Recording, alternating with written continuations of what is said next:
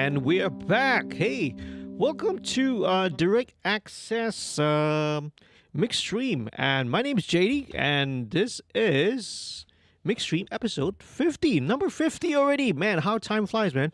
Started doing this like almost 3 years ago in 2020, right? Does that count as 2 years? 1, 2. Yeah, that counts as 3 years, right? 2020, right, in the midst of not so happy times, and this was one of the things that, I thought of doing to sort of liven things up into, just to put out a little bit of content on YouTube in the midst of, right, in the midst of what was a pandemic back then, and to sort of highlight and give folks like you a behind the scenes, over the shoulder look at how the mixing process of, right, some of the songs that we all love and we all enjoy, right? So I work with a lot of artists, right, mostly independent, but also some label artists as well. And one of the things that a lot of people don't know is that they never get to see the inner workings of what goes behind the making of songs. There's a lot of stuff that's going on. There was, of course, the initial writing of the song, where the songwriter needs to come up with the melody, who needs to come up with the lyrics. Then there's arrangement, right? Coming up with the instrumentation, coming up with the overall structure of the song. All that happens before, right, stepping into the studio and recording, right? Recording the instruments, recording the guitars, vocals, etc. Finally, once that's done, then only it gets sent to me over here, right, to mix, right, the mixing stage. And this is just only a little slice of the overall production pie.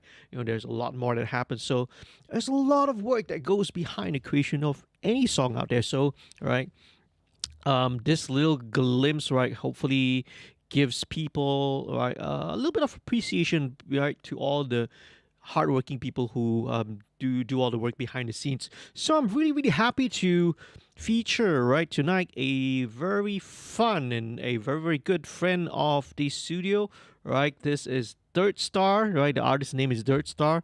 Details of the artist are down in the description. Featured Dirt Star's tracks on one and earlier episode of MixStream before. This quite a while back. And Dirt Star is back with a brand new track called Tui Tui, all right? That's Tui Tui in Chinese, okay? Right. So, I'm such a banana that I don't even exactly know which Tui Tui is that means, okay? But it's somewhere, it's there in the artwork, the art title. So first things first, let's kick things off, right? The start of every mix, when you're presented with the tracks, first thing that I always want to do is we want to take a look at the big picture, right? Specifically, this is a stage of the process which, right, is referred to by Mixer Man, right? He's a really, really famous, well-known producer and mixing engineer, right? This is what is being described as the discovery and the framing process, okay? So we do that by pulling together a rough mix, and I've done this beforehand. In fact, actually, this rough mix was done by an assistant, because I gave him a little bit of, I was giving my assistant a little bit of work, a little bit of exposure. So kudos to my assistant, okay, Adrian. Okay, and so let's start by listening to the rough mix. I'll give you a little bit of commentary, blow by blow as well, as to what's happening on. Let's listen to the rough mix of Tui Tui. So the song starts off with this little cat intro, which is really, really cool, right? So, right, there's this recording of a cat you will hear in the background, and this guitar, just an individual solo guitar, all right? This is, as you can tell, right, this is an indie rock track, so the vibe, right, is going to be really, really raw. It's going to be, right, it's got that raw, energetic vibe. Vocal comes in.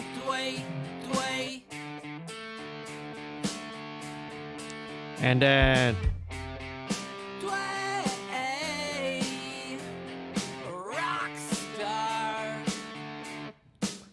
here we go.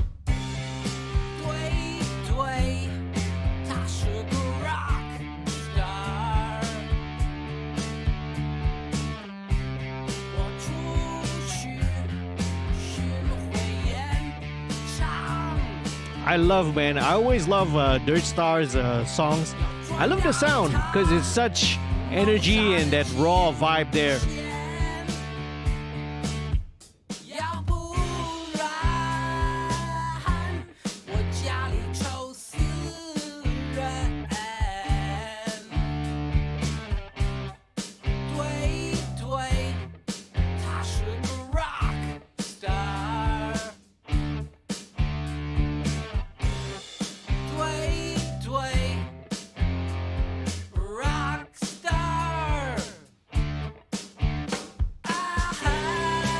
Going into like a B section.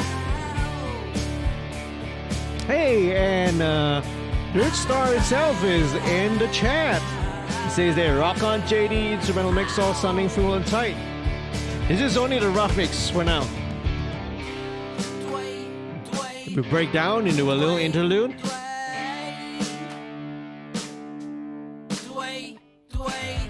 With hand claps.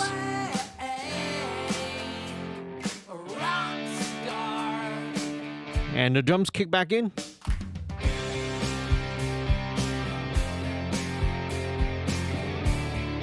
There's actually like a lead guitar line that's going there that needs to be automated, of course.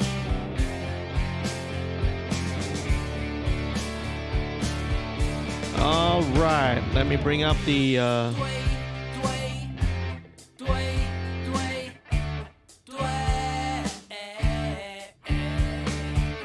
Put on the mixer.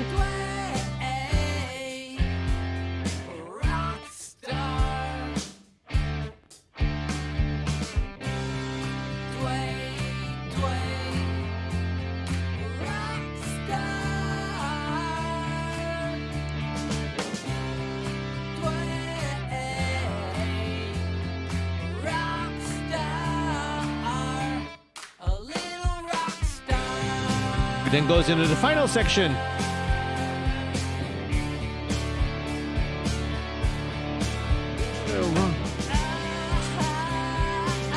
So, very simple, straightforward instrumentation. Drums, bass, guitar, and vocals. Yeah, and that's all indie rock needs to be, man. It's all about the attitude, it's all about the vibe. No, like, special frills, fancy stuff.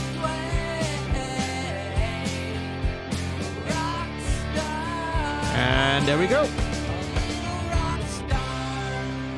So there you go. That's the rough mix of the song. Okay. So after putting a rough mix together, okay. Oh, there comes the cat again. But after putting a rough mix together, this gives you the overall, right, big picture. That's really important, right? Don't make the mistake of just diving into all the individual multi-tracks, zeroing and soloing all the individual tracks and start working on it. Take a listen to the whole thing first, right? Decide, what the song structure is. Decide what what needs to be brought in or out of focus. What's the whole and overall vibe of the song?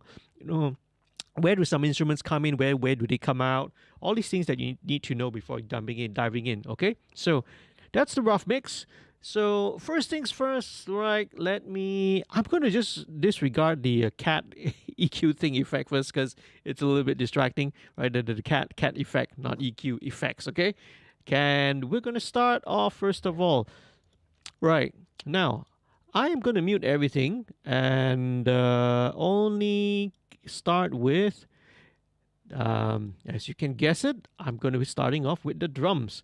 And you're not just starting off the drums just because that's the, that's kind of the, the de facto standard mode or process. Everybody starts with the drums, right? Not necessarily always. But the first thing, right, why we want to start our drums, more importantly, is because I want to set initial levels. I know I've repeated this ad nauseum in all the live streams and also some of the YouTube videos as well. But setting your initial levels and your proper gain staging is really, really important, right? Not just for the sake of making sure you have enough headroom and you have good signal to noise ratio, but more importantly, it is to ensure that you, while you are mixing this, are hearing and listening to the mix at a proper calibrated listening level. I've done a video on this on the YouTube channel, right? You know how to set mixing levels, and it talks about, right, my process of how I derive and how do I get, you know, an 85 dB SPL sound pressure level, mix level here, right at where I sit. Okay, so that's a very, very important thing. And how do I do it? I'll just simplify it in a really short one, right? My method is really simple. All I do is I start with the kick drum, right? And why is 85 dB SPL really, really important? All right. Again, it's in the video. I've explained it before. It's got to do with the Fletcher-Munson curve. It's got to do where 85 dB SPL is sort of where the human hearing is most linear, okay? That's where, right, you have the most linear frequency response. So 85 dB SPL is a recommendation. It depends on the size of the room. If you have like a smaller room, sometimes you knock it down by about 3 dB, like about 82 dB SPL. Smaller rooms, you might knock it down another 3 dB further, right, to about 79 dB. But in a large room like the one that I have, 85 dB is really, really comfortable.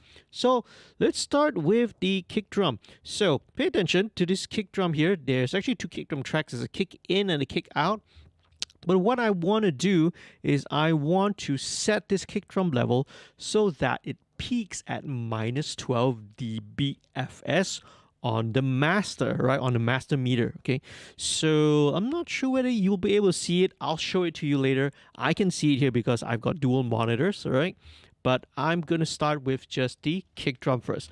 Let's set the level and let's bring it up. Let's kick drum. Okay, right. Okay, could probably go a little higher. And we should be, there we go. Okay, at about minus 1. Okay, so my favorite settings at about minus 1 dB here, but here is where the master is. Okay, pay attention to this.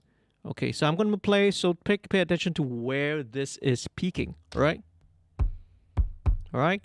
It goes to about minus 11. Okay, let's bring that down then to, let's bring it down to maybe minus 2 then, because it's now peaking at minus 12. All right, that's pretty fine. That's pretty okay. Minus 11.8, okay? It does not have to be exactly 12. Now, once I've set my kick drum level, all right, at this level, here at minus 2, right, on my faders at minus 2, then I'm going to balance the rest of the drum kit and hence the rest of the mix balance so that I'm hardly ever going to touch this kick drum fader anymore. The end result is when the entire mix is playing with all the instruments, it's usually going to hover around 85 dB SPL, which again, as I mentioned earlier, that's the most linear, right, part of it. That's the most where your hearing, right, the human hearing is most linear, right? You got the best flattest frequency response at about 85 dB SPL. So that's going to be there. So let's go on. I want to show you a couple of things. First of all, for those of you who are regulars, you know what I'm going to talk about. But for those of you who are new, right, I'm going to talk a little bit about tape and also console emulation plugins. All right, so working with digital is the norm nowadays. All right, so everything is digital. We all work ITB. Everything's in the box. Right, if you have the luxury of working on analog consoles and analog tape, that's great, that's awesome. Okay, but majority of the people out there, right, don't really have that luxury of doing so anyway. Okay, and we're not going into the analog versus digital debate, right? We just accept it as what it is, right? We work digitally nowadays, but there's still the elements, right? There's still that sonic characteristics of analog tape and analog consoles that we still find like pleasing. We find it like really, really agreeable. There's something attractive about how the way, right, analog sounds. And one way of sort of getting back to that and injecting a little bit of that, you know, I hate to say the phrase, but analog flavor and warmth back into the mix is to use, right, some of these emulation plugins. So how would you do it? We try to recreate, right, the signal path as if it was recorded in a tape machine and going through a channel of an analog console. So very quickly I'll show you. All right, I start off here with virtual tape machines, right, and here this one, you can set it to like it's a 2-inch 16 track. You can set the tape speed, right? I go with 15 IPS. The tape type, right? This is FG456, which is like the Ampex 4456, right? Right. Memories, man. Okay, this is going down memory lane. So this is as if the track, right, the audio was recorded and coming out of a channel, right, coming off a tape machine. And then this goes into virtual mix rack with these couple of plugins in here, right? So the first one, this is virtual channel. So this is emulating the channel of an analog console. There are several models here that it has, that it can model, right? What I use pretty much most of the time now is the Brit 4KG, which is the SSL 4000G. I used to go with the USA, the API, but you know, again, preferences, things change over the years. I've been gradually been pretty much using the SSL 4000G sound now. Well, you know, years change, tastes change over the years, man. Who knows? Next year I might just change to something different altogether.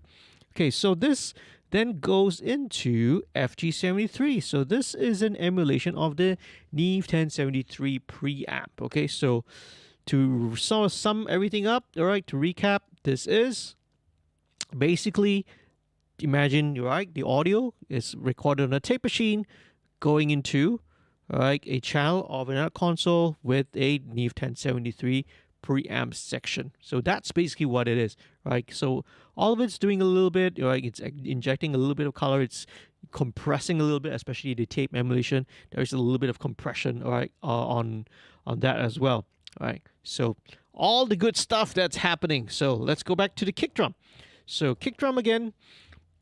I typically do not put too much compression on the individual tracks unless it's really, really needed.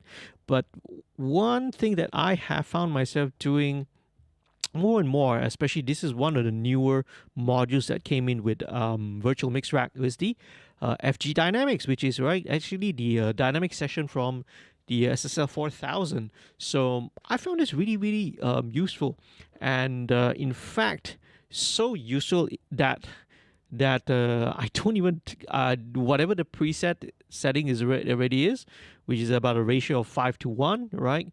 Release of about 0.5 seconds.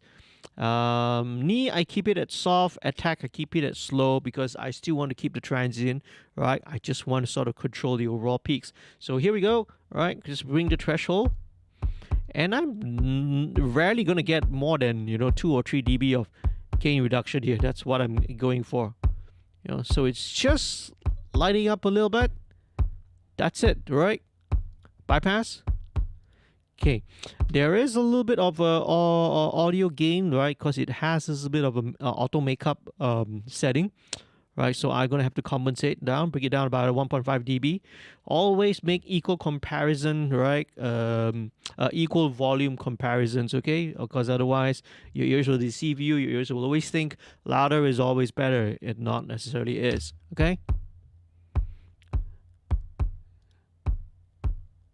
That's better, you see? So to me, with the compressor on, it's a little tighter, right? Because the original track, it's original kick drum itself is a little bit flabby, which is fine, it in this sort of style, like it does not need to be like a super tight, like a metal hard rock kind of a kick drum. You want this to be a little bit flabby, but this is just to sort of tighten it a little bit, right? Let's play around. In fact, with this, let me just go and just engage the hardening and see what happens. Okay, this is a little bit more aggressive. It's kind of clamping in down a little bit more, which I don't mind actually. Okay, but let's keep it off. All right, let's go with fast attack. Okay, now this is clamping way too hard already. So I think let's go with slow attack, okay? Because fast attack is going to be really fast. it really pretty much just lops off the transient. Okay, so what else do I want to do? I would want to pop in a FGA, which is the, all right, the API EQ. So I want to take out around 300 hertz. I usually typically would do that with a kick drum, all right? But the FGA does not have 300 hertz. It has got, right, 200 and 400. So what we do is we use these two EQs and just take out a little bit. And not too much. I think this is fine. Yeah, doesn't need that much. Just taking out, right? So the net overall effect is that you get a little cut that's kind of centered around 300 hertz. That's basically what it is. This kick drum, I feel like it needs a little bit of like the bottom end. Right, so we'll see. What I will do is, okay, let's engage, right, let's engage this into a shelf, okay, right, because by default this is bell, so whenever you engage, right, the low frequency and a high frequency bands, right, it changes it from a bell, it changes it to a shelf. So I'm going to put this into shelf mode, okay, and let's bump this up. Okay, that's a lot more weight. Oh, that's much better. Okay, so all right, that feels a lot better now. Okay, right. So as you can notice, I've actually put this EQ before the compressor, right? And obviously, once you feed this in, right, it's probably gonna change it a little bit. But you know, I like it the way it is because I sort of know and can predict the way that, you know, if I put this EQ before, right? So whether EQ before compression or after compression, right? That's also another topic, right? That I think I've covered. Actually, I don't think I've covered that. Probably it's a good idea and good topic to cover in some of my videos, in another future video as well, right? Whether you EQ before or you EQ after. But the thing is, again, there's been so many videos of those that's topics. You can easily search for that. But all right, like I digress. Let's go back, okay? So I love this, right? This 50 hertz is really giving quite a bit of weight to this kick drum already, okay? And let's see. I do highly recommend that if you're watching this, whether you're watching this now or you're watching this on a replay, that you, right, either get a good pair of headphones, or if you have the luxury of you're watching this, you have, you know, monitoring speakers at home or in your little home studio. Watch this, right, with your monitors or with your headphones, okay? Because if you're just tuning this on a mobile device, you're not going to hear 50 hertz, okay? You're not going to hear when I boost like 12K or 14K. There are lots of details which you're not going to hear.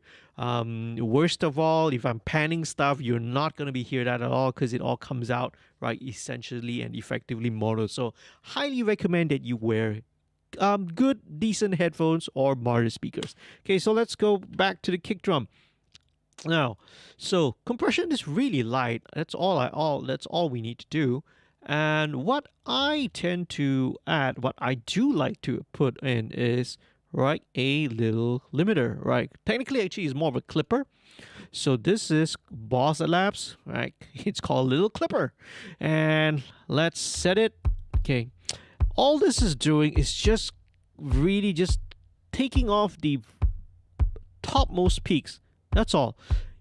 It's not meant to be audible, right? It's just like whenever it's hitting like the loudest peaks, it'll just, you know, shave off that transient a little bit, right? Helps to keep things under control.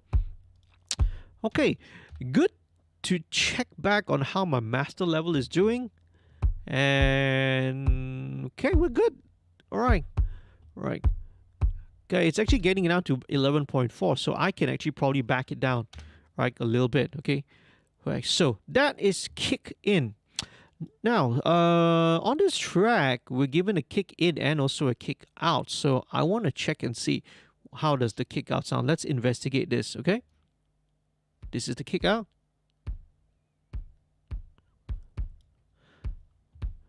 Okay, interesting. The funny thing is that hey Ron, if you're there, right? What did you use for the drums, right? What the sample library did you use? So the funny thing is, oh, it says your Bluebird kit, right? Kick out. The funny thing is, right? When I heard this, the kick out actually sounds more like a kick in, and the kick in actually sounds more like an out. So I don't know. It seems like it's flip. It seems like it's flip. And to me, I don't think I want to use the kick out because it's doing something. Okay, let's solo this kick out. I'll bring it up a little bit.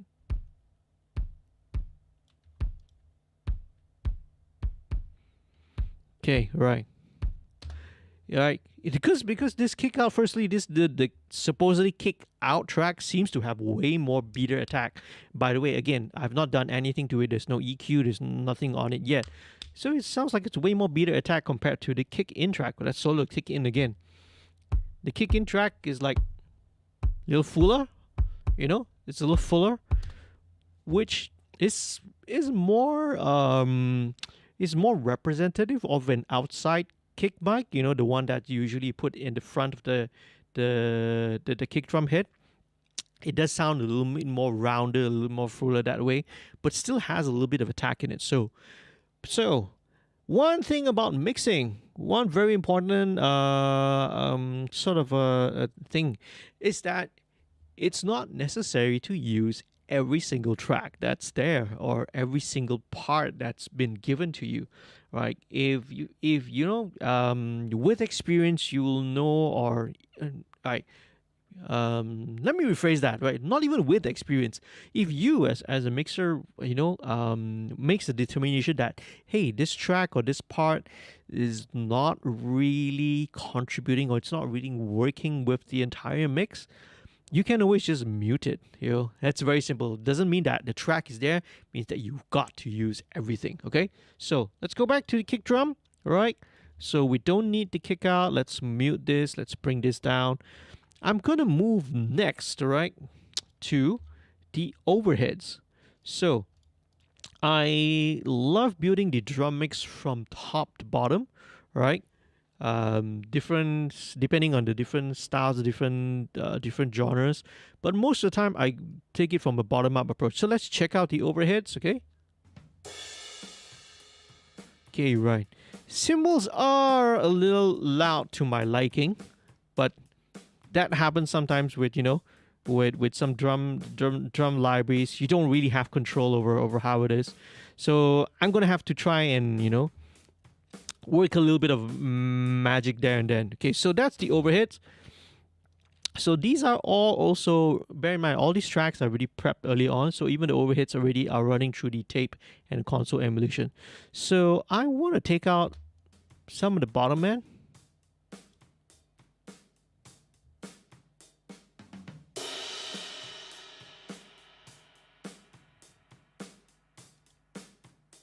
Okay, right, so there's a little bit of that boxiness here. About 340 hertz, let's take that out. Right, not much, just a tiny bit. Right, so I have routed this, right? Okay, now, because my template is such that, if like for the drums, even all the overhead tracks, usually I have a separate overhead left and right. So even though, I already have a stereo track, I will still route it over to this little overhead bus here. So let's listen in and just blend in the overhead.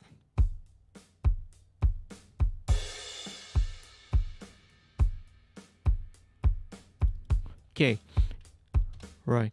I would like to actually have the overall overheads way louder than this, but because the crashes are really, really super loud, I'm gonna have to find a way, right? Maybe I will have to edit or, do a little editing, but don't really like to do that, okay? So what I'm gonna do is what I will typically do with all the overhead, with overheads anyway, is to drop in this AOSIS E2 de-esser. So you can do it with any de-esser as well, right? A de-esser is basically a frequency It's a frequency sensitive compressor. You can tune and dial in and sidechain it to a range or a particular band of frequencies. And so this is great. I love using this because this helps to just tuck in that high end, right? Especially when you get to those cymbal crashes. So let's see whether this can sort of like alleviate the matter. So let's play this part. Okay, it does help to soften it a little bit. Let's get to this part, all right, with these two crashes. Okay, there you go. You see, whenever it hits, you can see the de-esser working in. Okay, I'm going to actually, let's see, let's just widen the smooth.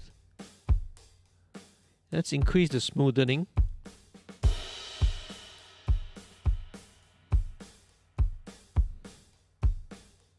Let's bring up the auto. Okay, very cool. Maybe a little bit more increase of the sensitivity. Let's go back to that section again.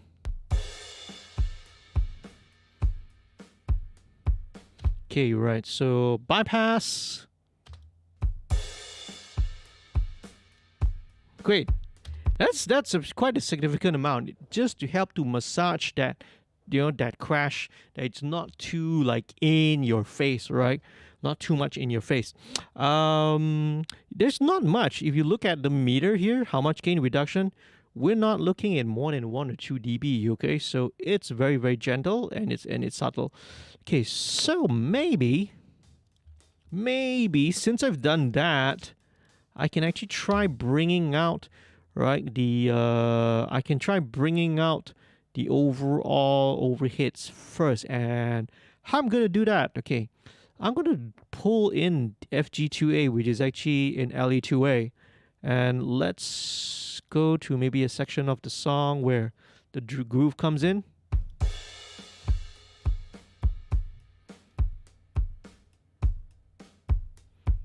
Ooh, I like the way. Okay, that's a nice compression on that. All right, on the drums. All right, on that snare. I like that. Bring the gain up. That's quite pleasing. Okay, but what I'm worried about is the crash. All right, it's still in control. That's fairly in control. Glad to know that. Bypass.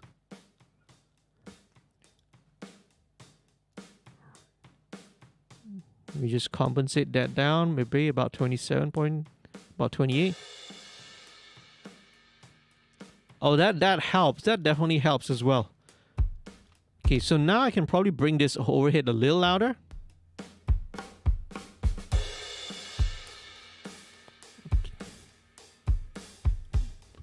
Just a little bit. And it's bringing out a little bit of the ambience as well.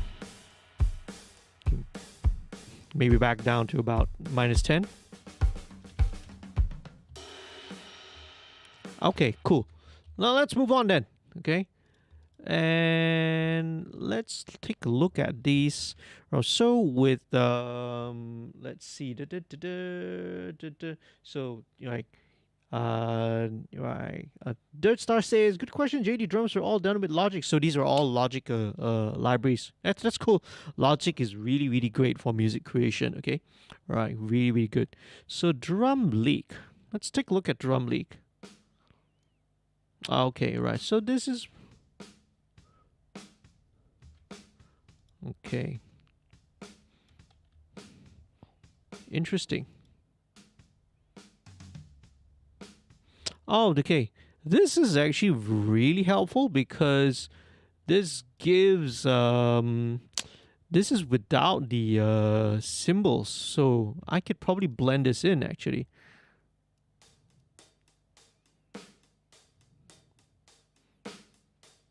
That's really helpful.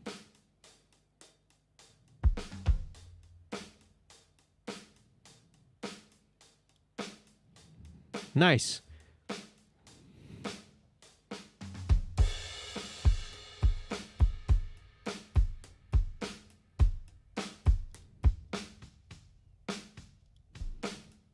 Very interesting. Okay, I'm actually gonna try to maybe bring this drum leak thing and turn it into a mono track. Okay, instead of doing that, let's just do it with the panner. Okay, so I think it says drum leak here without knowing the actual description. Typically, what a drum leak thing is like, it's like another additional spare mic that's usually randomly placed. A very typical place. They actually, and this is actually how it's called, right? Yeah, YouTube, please don't censor or demonetize this video. They literally call it the dick mic, okay? Because they found out, right? Engineers have found out that it's actually quite a useful position to have a microphone, like right in the kit over the kick drum, and literally pointing right at the drummer's groin section. Okay, so that's why it's sometimes called a dig mic. So it sounds like that to me, right? Minus the cymbals and overheads. So it might be quite useful, right? So very cool. So what I want to do, instead of having it stereo, I want to like collapse it a little bit into mono. And in fact, let's probably distort it a little bit, because very often they call this the dick slash groin mic, right? Or drum leak mic. Is very often, we've got, the situation is like, we've got an extra channel, we have some extra mic, so what do we throw, what mics do we throw on it? And usually you've already used all the good microphones on the great microphones on all the your better microphones on the drums, on the overheads and all that. So you are usually left with the spare mics. Sometimes it could be a vocal mic, or it could be some old beat up microphone. So we're gonna try and recreate that. Okay, I'm gonna take the Monster, which is an 1176 emulation, and let's just like drive this really hard and see what happens. Okay.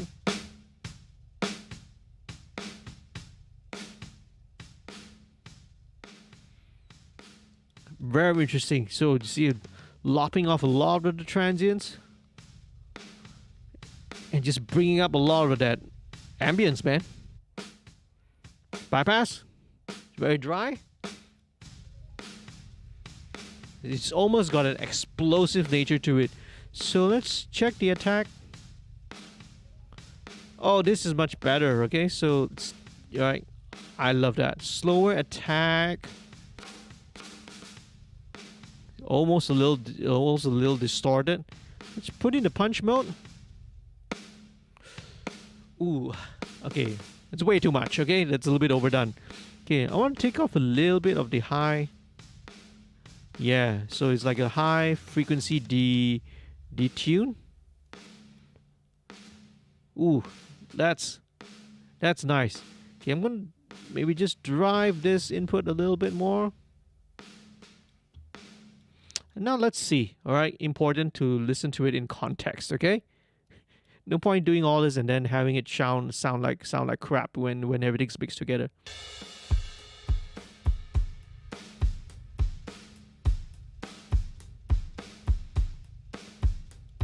Very interesting. All right, so it's adding that drum leak. It's adding a lot of that grit. It's just really, really gritty sounding. I might even roll off a little bit of the top end actually, and some of the extreme bottom.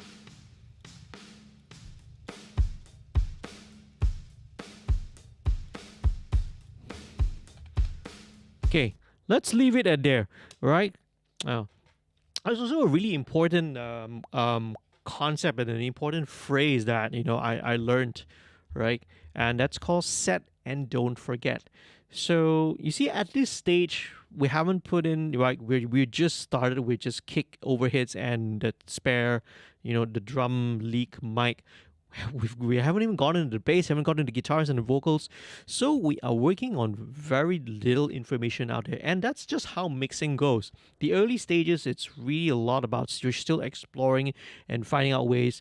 You very often you're going to walk and end up down dead ends, okay? And sometimes you need to, you know, backtrack, you need to go back, you need to tweak something that you did earlier, right? So the important thing is that I've gotten this sort of processing on this drum leak track here, which I kind of like, but I have no idea, no context of how it's going to sound. I can probably imagine how it's going to work, but how it really sounds, I'll only know when everything, right, all the parts are back in.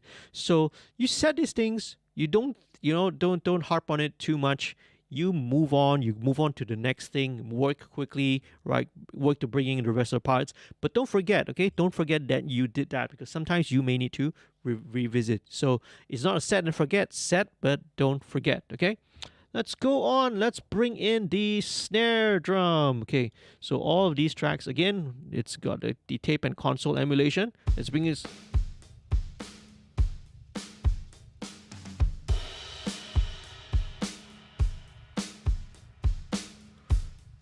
Okay, all right. Listen to snare bottom. Okay.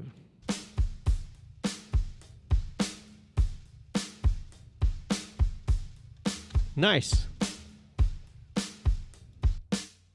Now, this snare top by itself, to me, it's got enough high end already, and I'm probably not gonna need to bring in the snare bottom. So again, this is things which you need to sort of consider and evaluate. Okay, yeah, it's got plenty of brightness at top end there already, so there's no need to bring in the snare bottom anymore. I don't think I'll need to.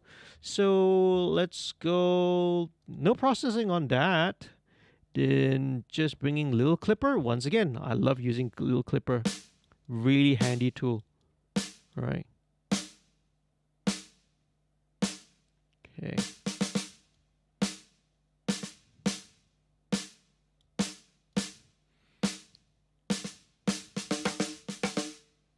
Right. Okay. See, it's only gonna be for like the loudest hits.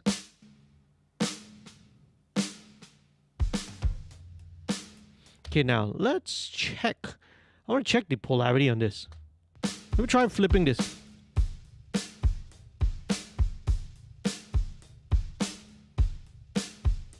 Huh. It's interesting. This is actually sounds a little fuller with the polarity flipped, and this goes to show that I think sometimes when you are dealing with some sample libraries, right, especially maybe like the stock ones, right, so to speak, not the more expensive ones, very possible, right, that it's either through with the way that was recorded, or maybe the way that the whole library was like assembled and written. Sometimes they may not be too careful with the phase coherency in here. So even though we are working with, let's say, programmed drums, it's always a good habit to just check the polarity. Okay, so somehow this sounds with the polarity inverted just sounds a little more fuller. You get a little bit more bottom end out of the snare. So I'm gonna go a little step further and just double check with the rest of this as well. Right? Let me check with the drum leak. Let me flip the polarity. Oh.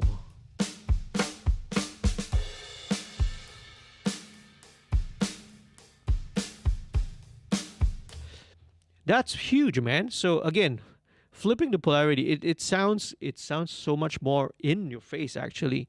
So it's always a good habit to check your polarity, regardless of whether you're actually recording live drums or using samples, because sometimes that can make a whole world of difference. So instantly, this sounds way, way, way, way, way, way, way better, much fuller. Okay, and not having to resort to any EQ.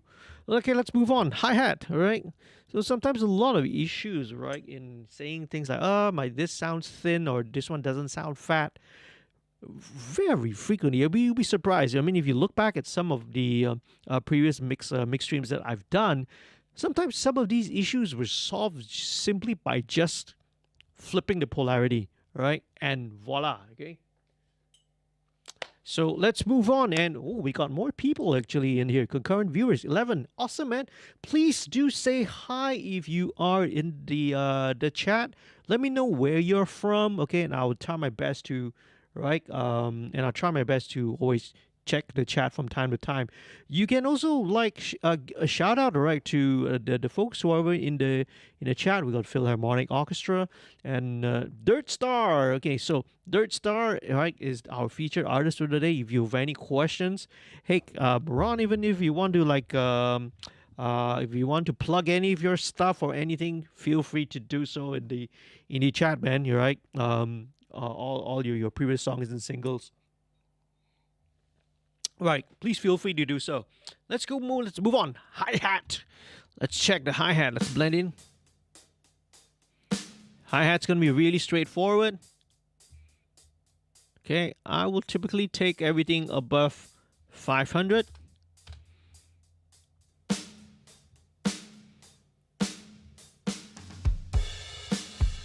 Very cool. That's it. Right. Let's move on to toms, okay? Well, what do you think, right? I'm not going to spend like 10 minutes talking about a hi-hat. that just takes like 6 seconds and okay, right, that's it. Decision made. Let's move on with toms. So with toms, let's do this. Let's make it a habit. Let's check the polarity, okay? So let's just solo the first tom. Okay, let's loop it. Okay, flip polarity.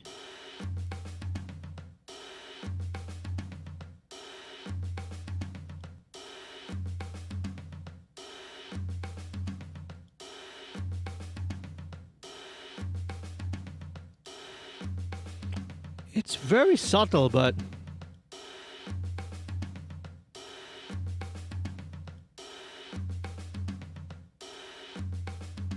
okay, so the funny thing is that the fundamental is fine. It's not affected, but there is a shift in some of the where the harmonics and the cancellation is. So I need to decide actually, right? So okay, let's go back to the tom. I'll show you what I mean. So with this,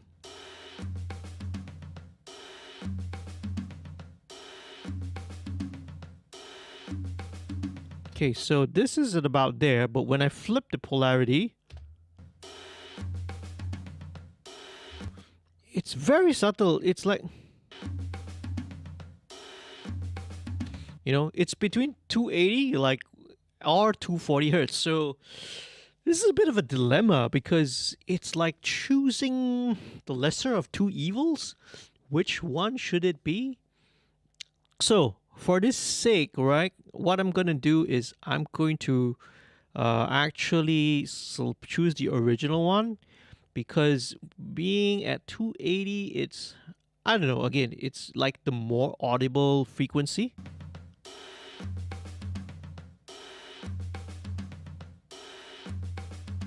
Right? I mean, that's a lot. That is kind of the reasoning behind it.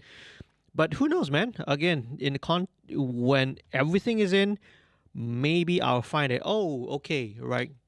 Like 240 is giving me an issue. Then maybe I'll just flip the polarity and go back to that and sort of take care of that later on. Well, that's mixing for you. It's like juggling and trying to figure out this, 10,000 piece jigsaw puzzle. Okay. Okay. All right. Very cool. Let's go back to just soloing this.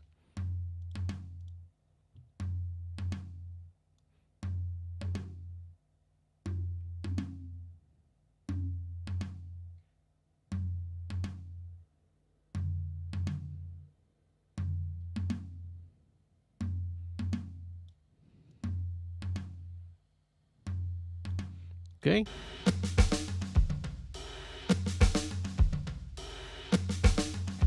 That's first tom. Let's go with second tom.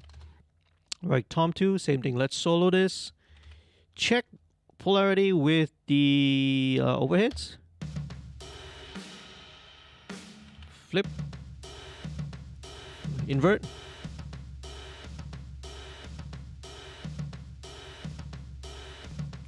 Again, very interesting what's happening.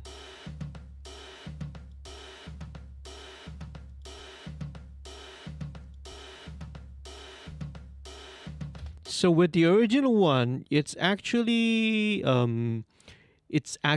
technically sounds fuller because you're getting some of the harmonics, right? The overtones of the tom. But actually, when I flip the polarity of the second tom, it's actually canceling out those overtones, which is exactly that's what I'm going for. So, so instead of using EQ, why don't I just use this phase, the polarity? Sorry, all right. Some audio engineers are phase and polarity Nazis are gonna comment angrily down below. Oh, you mixed up the polarity and phase. Okay, I'm gonna invert the polarity and use that to my to our benefit instead. So there we go. All right, decision made. Okay.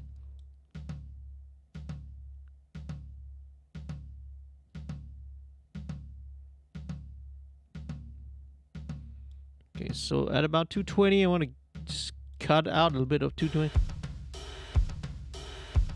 There you go. All right. Floor tom tree, same thing. Let's repeat the same process. Let's check it out.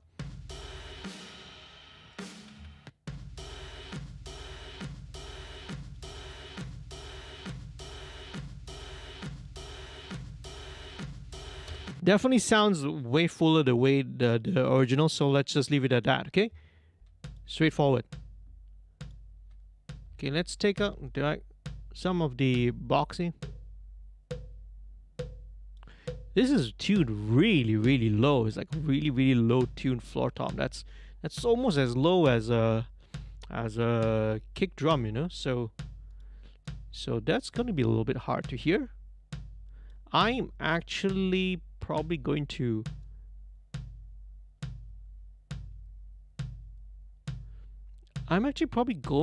boost up the harmonic overtone over here, actually, which is at about 130. Otherwise, it becomes a little, yeah.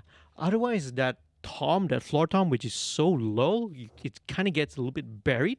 So this is in some cases where you actually do want to, I do want to boost the overtone. So that's the thing. In mixing, you sometimes got to know the decision when you need to cut, when you need to boost. You know, one of the very common things that sometimes it's because of the overabundance of videos that says, oh, so do subtractive EQ. Oh, you want to do subtractive EQ, right? And posts such as that. Sometimes sometimes it's just better to boost, okay? So that's what we're doing. So let's go overall with the drum sound again.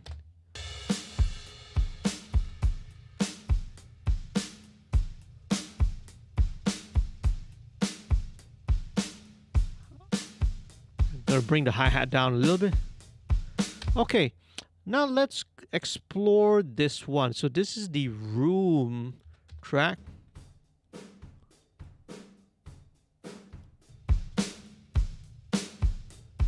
Oh, very much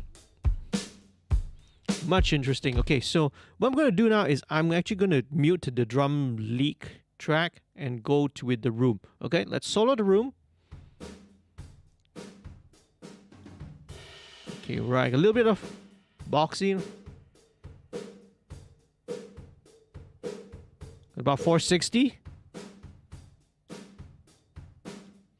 Just take out a little bit of the extreme top end. Right.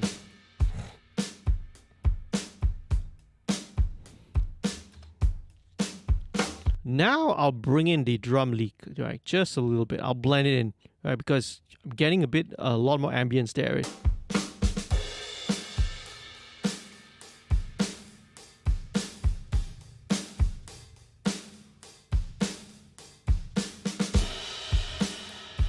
All right, I'm gonna tuck the hi-hat in a little bit more.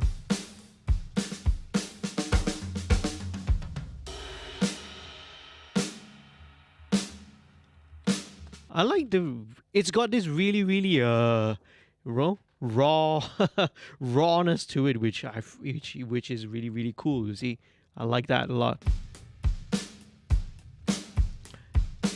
Probably doesn't need any reverb again, because with what we've done here, it's brought up all the sustain,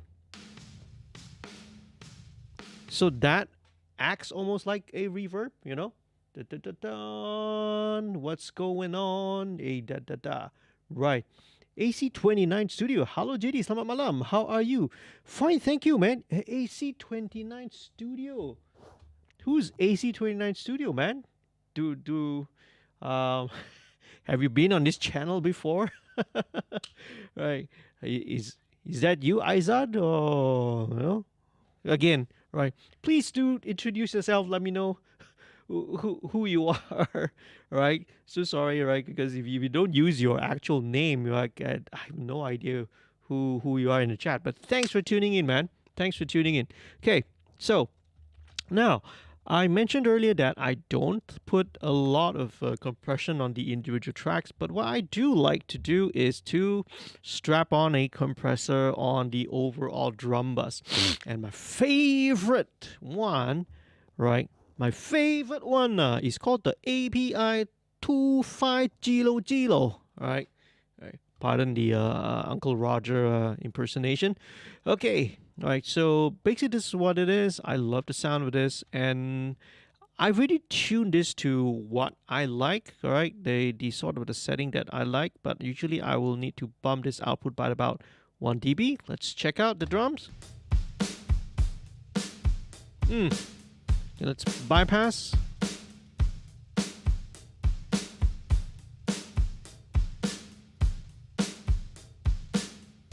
So without it, it's really clean. This helps to just dial in that snare a little bit more, but maybe a bit too much. So usually what I do is I will play around with the attack time.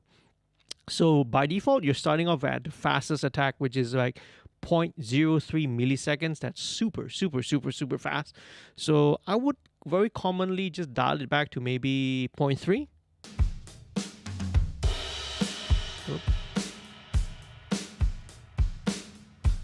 That lets a little bit more of the transient through. Let's go back 1 millisecond. Nice. So for me, 1 millisecond is a good middle point. Let me back off a little bit more of that low end.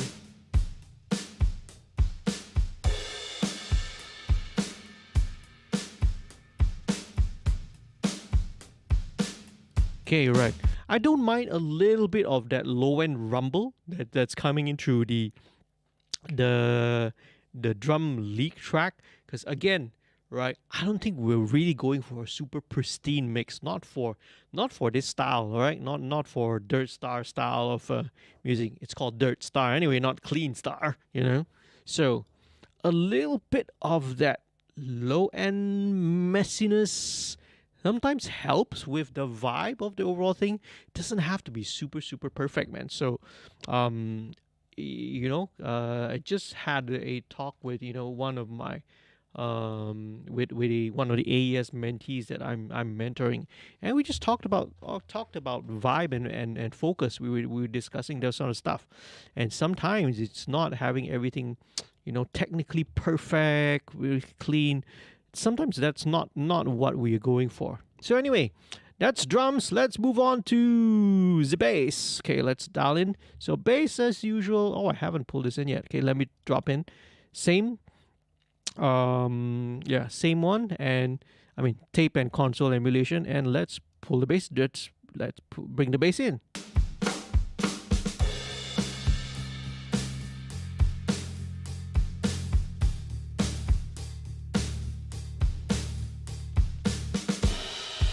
Okay, right. Oh, what happened to the num lock, right? The numeric keypad lock. Okay. Hang on a second. Getting a little warm in here. So let me just bring the AC down a little bit. And I'm still wondering, man, who is this AC29? Hey, we got a lot more concurrent viewers in here as well. So please, if you're watching right now, please do say hi in the chat that's down below, all right? Don't be shy, okay? Let me know who's watching, where you're watching from as well, okay? So let's bring in with the bass. Okay, first things first, I'm going to show you what I have, okay? So this is already my mix template, right? If you want to check out my mix template, again, it's a video. It's under one of the tutorial videos, which is in the channel. You can check it out, right? And it lays out, right, how I build up my Cubase mix template. It's probably time to update it because that was a 2020 template, though, right? Right, but it's essentially still the same. So let's talk about bass, right? So first thing that I have would be C4, right? Wave C4, which is the multi-band compressor. But I only have the low band active, right? All these three other bands are all bypassed, so right, it's not affecting all these frequencies. So what this is doing is just that this is just massaging the real and taking care of the real bottom end. So it's usually, around 180. Sometimes I may bring this up to about 200, but it's generally 180 below, right? So this helps to take care of that bottom end, so that later on, when it hits the following compressors, right, the other compressors don't have to work too hard. You see, I can use it more for tonal purposes. So this is what it does. As you can see, that's all, right? It's just massaging that bottom end. That's right. Very cool. Let's go back to here. Okay, so next thing I have, this is called Surfer EQ Boogie, right? So this is very cool. This is a plugin from Soundcloud. Unfortunately, I did a little bit of research on Focusrite's website. Unfortunately, I think their license agreement or something like that, their contract has expired. This is no longer available on the Focusrite website anymore. It used to be, because when I got my Focusrite gear, right, this used to be one of the free plugins that came along with the bundle. You could download this, but this is a really, really cool plugin, right? This is, of course, the Focusrite. It's like a light edition of the plugin. Right, so it's really cool because what Surfer EQ does, it can track, right, the frequency or the particular overtone, right, in real time. So what I'm actually hunting it for, I'm actually setting it to look for maybe the fifth harmonic. Let's boop. Yeah, or maybe sometimes the 7.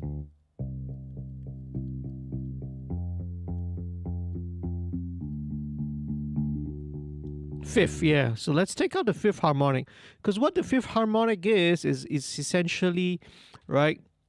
It's essentially we call it a major 10th, an octave above. Actually, it's 2 octaves above. Actually, right? It's 2 octaves and a major, and that's not a major 10th. Then that should be called. Oh, you get what I mean, okay? Basically, it's 2 octaves, and then you add like a major third on top of it, lah. That's how you derive what we call a major 10th. And the reason why sort of cutting out this little frequency here, right, that major 10th, sometimes helps to clear up the root, right, the definition of the root note. Because what is a major 10th?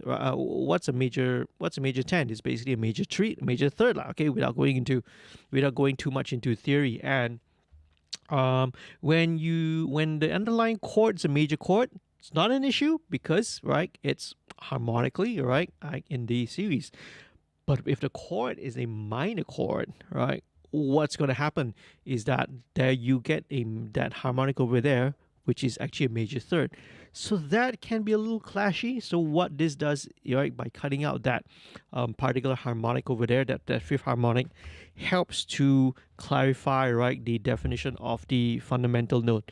Really, really useful. I don't know if there's any other plugin that does this, right? So do check it out, right? Surfer EQ from Soundcloud. It's not cheap though, all right? Yeah. Clears up that fundamental and also, right, just cuts out, right, that fifth harmonic, giving space for other stuff. Very nice. Now, next thing in my chain would be a Universal Audio 1176 Revision A, or the Blue Stripe as we call it, okay? Cool thing, if in case you didn't know, right? UA plugins are now available for native. So, right, basically what this means is that all my DSP cards that I bought and invested are just practically worthless now. I mean, but good thing I never invested and bought like the Octo or something like that. I've only got a let me take a look. I think I only have, if I'm not mistaken, I've got a duo and a solo. Thank God I didn't invest in a quad, right, or the Octo, man. That'd be so much money down the drain. But you know, that's progress for you. Okay, all right. So, all right, digital equipment, right, is any sort of digital stuff. It's or you're paying for pixels. Basically, okay, it will eventually, right, go obsolete one of these days. So everything's native right now, man. So anyway, back to 1176, the bass. So I typically will use this, right, to drive this really hard just to get the tonality. Ah, that's lovely.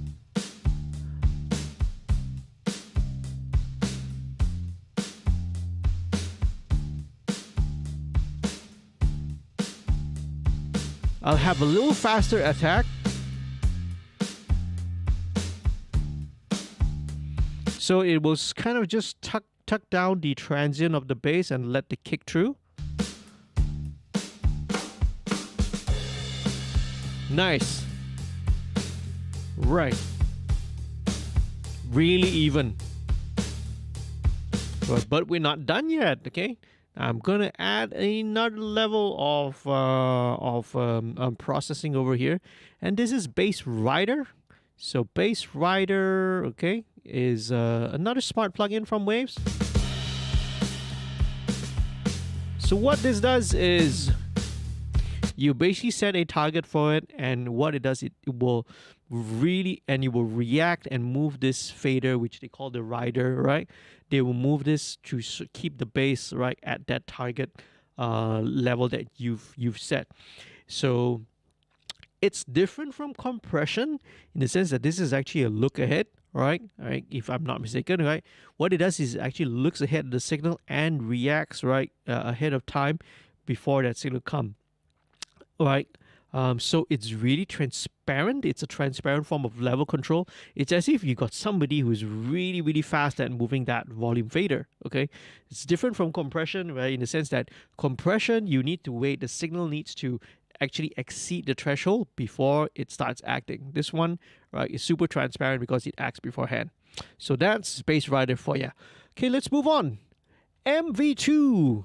Now, there's one plugin, right? You know, I think, you know, whenever there's questions, if there's, let's say, 2 or 3 plugins that you cannot live without, I would say MV2 would make the top 3 list, right, of one of the plugins that just cannot live without it.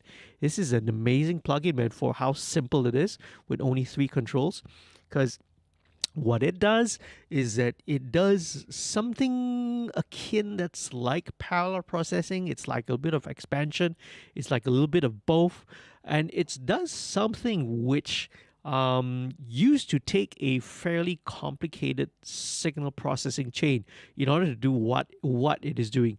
But it's doing all of that now with just not even 3 knobs. Actually, it's just doing with this one knob, the low level knob. So okay, so this is going to bring out harmonics. It's going to bring out a lot of the energy. That's what low level does. That's what expansion and parallel processing does. So we're just going to extract, okay? It's basically just enhancing the energy of this track. So I'm going to bring it up. Okay, you're gonna ask me, yes, it is going louder, right? It's one of the byproducts, so I will have to compensate. Okay, and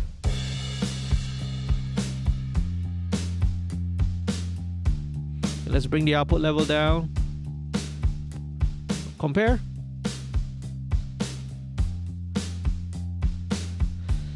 You know, it's a little richer in the harmonics. And that's actually the goal, right? Just to bring up a little bit. On other instruments, it's going to be really, really handy as well, right? So in this situation, this is what it's doing. It's kind of just bringing up the harmonics, increasing the sustain of the bass. So, okay. I will drop in finally on the bass another FGA. And typically on this, I will boost it about 800 hertz. So just...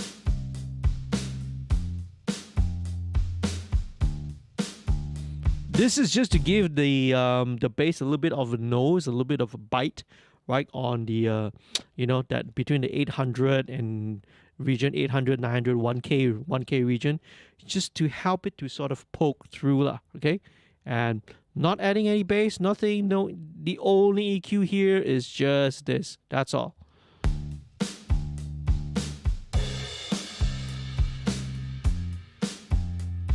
All right. That overhead, that crash is still a little loud, and I think I'm gonna have no choice. I'm gonna have to automate it later on, right? But again, set and don't forget. I got to remember and keep that in mind. So there we go. That's the bass. Let's move on now to the guitars. Let's start, okay, with the drive guitars, and I'll show you what I've been doing. So these tracks actually were given to me as just DI tracks, but what I've what I've done is I actually use Overloud, right, from THU Slate Edition. So this one is going to be, I think both channels, the main rhythm guitars are all going through like a JCM 900 model, yeah, on the lead channel, channel B, right, and pretty much that's it, yeah, you know. There is a DoD 250 distortion pedal, but this is acting more of just like a boost because I brought the drive down to just like really, really low. It's just barely there. The drive is almost zero. That's basically what it's doing. So let's take a listen to it, all right, to both the guitars. And here we go.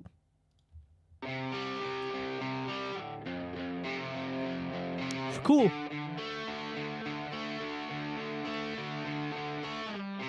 Sounds really good. All right. But important, right, very important thing is how does it sound in context. So let's blend it in.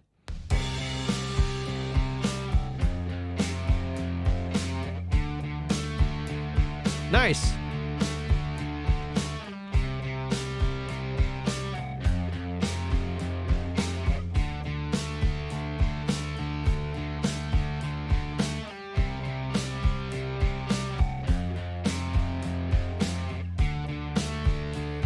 I love those, you know.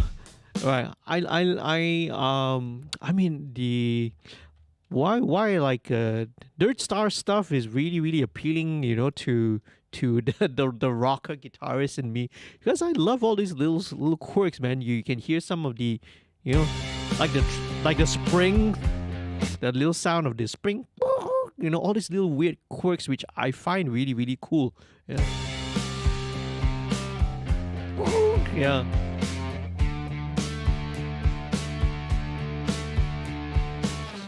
And it's really nice and refreshing to hear, you know, guitars with little, you know, warts and all.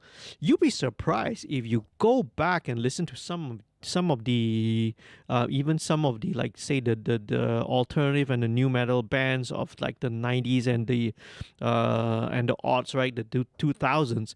If you really listen to the guitar tracks, you hear there's a lot of muck that's going on there, man. And you know, sometimes things are just way too sanitized nowadays, and it's nice to have all these little little warbles here and there. It just keeps it real, man. It just keeps it really real. Nice. That's such a cool thing, you know. I would, yeah. As a producer, right? If obviously, right, Ron recorded this back at home. But if I was tracking the guitars here, and and I would keep it the way exactly it is, because that's cool. These are all accidental little things and ear candy, which when you're listening to it, all this little stuff actually makes it exciting. It tickles the ear. So right, don't have to make everything perfect.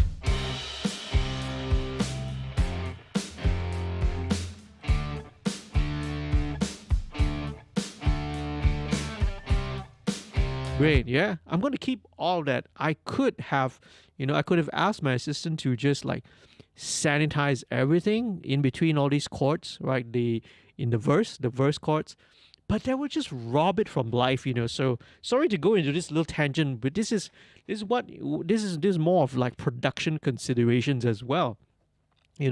As a mixer, you also have to look at the overall picture of what is the whole song, what's the vibe, what does the artist want, what we're trying to convey.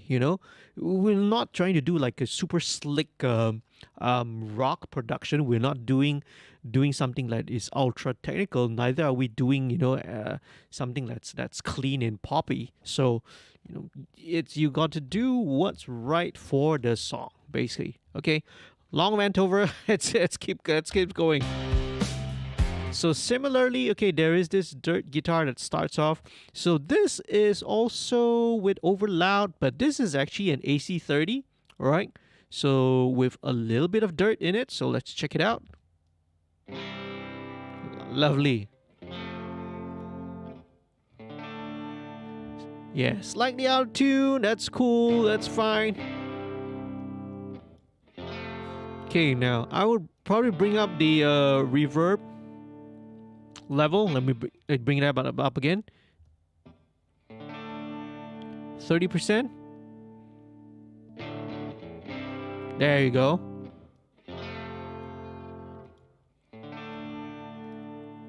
Now with this one, I will probably do. Okay, let's check out. Let's try with the LA3A first. In fact, actually, let's move on to the section here, because this happens.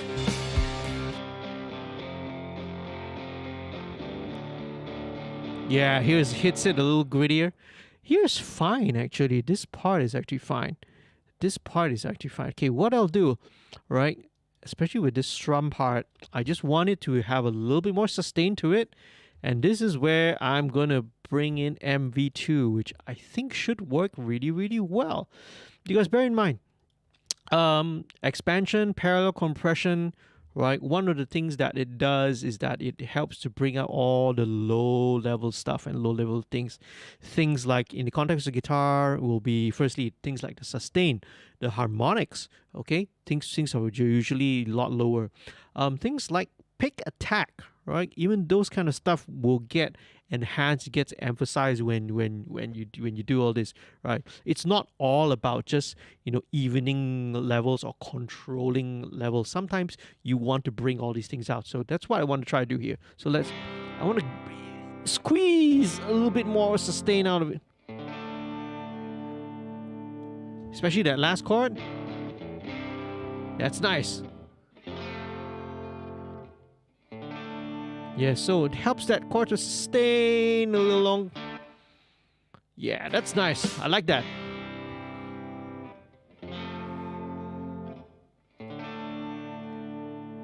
Awesome. Okay, so let's start by...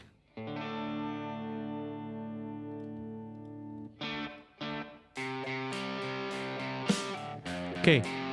What I'm going to do here is I'm going to start this guitar at the center first, right?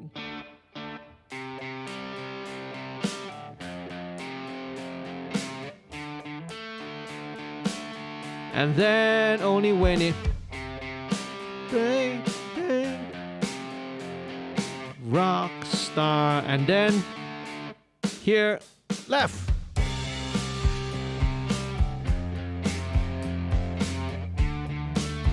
So that's a tool for bringing dramatic impact, keeping the guitar right just dead center, single guitar, and then when everything kicks in, boom, hard left, hard right. Great, awesome. Okay, so now next thing I'm gonna move, I'm actually gonna skip some of these additional stuffers, like this little lead guitar part. I'm actually gonna mute this, right, the intro and the dirt guitar parts first, because very important. Next thing that you want to pay attention to would be the vocals, right? So let's start with the vocals in, let's say, the verse. Let's pull it in.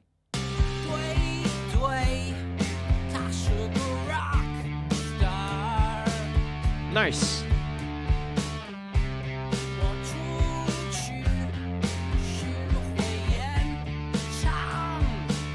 Awesome. Okay, so let's just solo this. Let's maybe just go around the verse.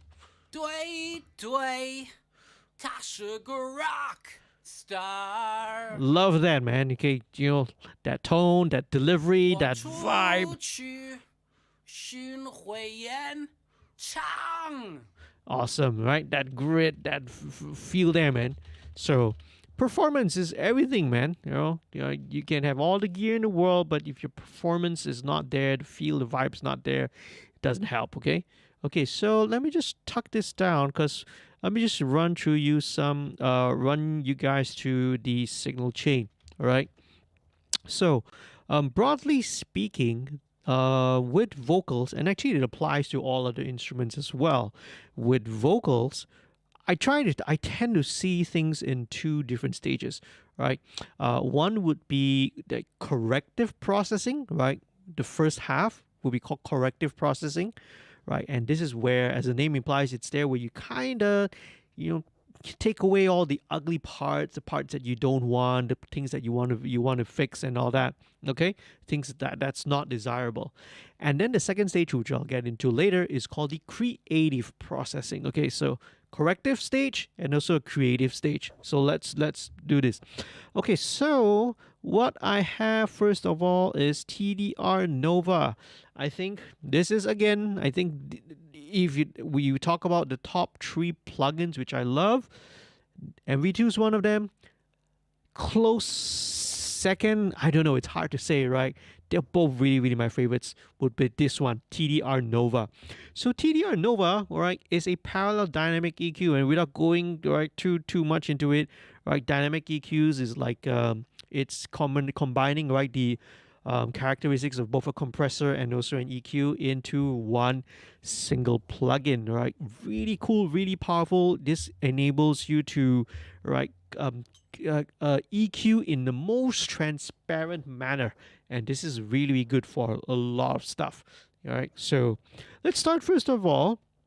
Basic thing with corrective, let's take out all the, I just want to check there's no real bottom end issues, because I'm not mistaken, Ron, did we record this here? Was this recorded here at my studio, or because this was a while ago, did you record the vocals back at home? I can't remember, man. So anyway, here we go. Let's star. Yeah, so because I don't really have any low end issues, so 我出去巡回演唱。 yeah, so I can't tell, man. And it's really sounding good, sounding really, really clean. So let's go again. 对对，他是个 rock star。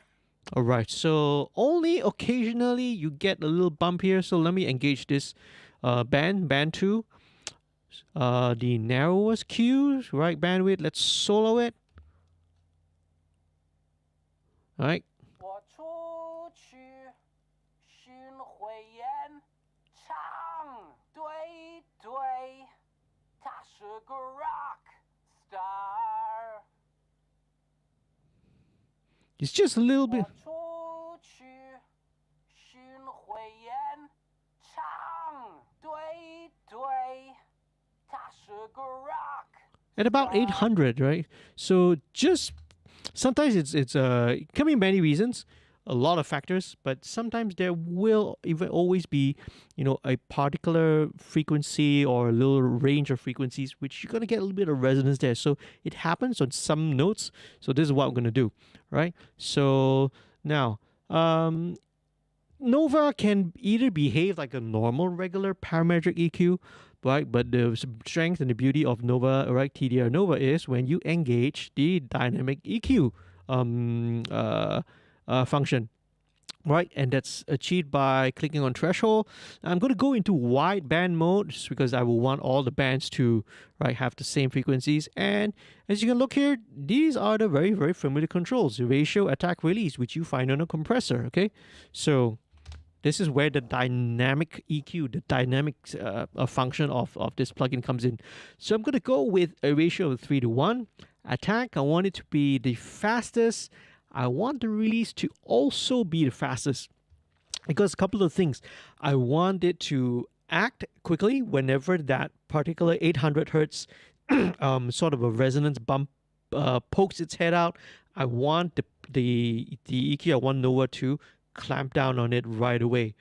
But at the same time, once, right, that frequency goes away, you would want TDR Nova to let it go, right, to sort of release it. Okay, and this, because of this ability to just dial in on certain frequencies, right, it makes it really, really transparent compared to other your traditional type of EQ, which you can only just boost and cut and it's permanently there.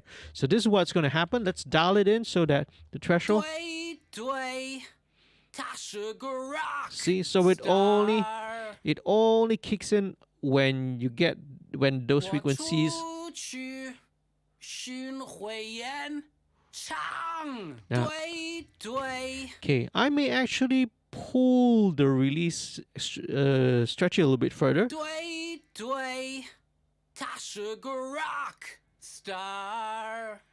Yeah, okay. It's still fairly fast, 35 milliseconds. Okay, that's good, right? So maybe about 35 milliseconds, okay? So again, no hard and fast rules. I start with the fastest release, but maybe I pulled it because I could sort of hear the tail of that resonance still a little, it tails off a little longer, so it needs a little bit slightly longer release. Okay, and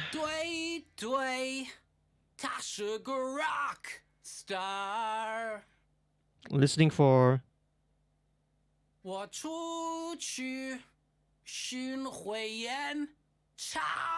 Okay, right.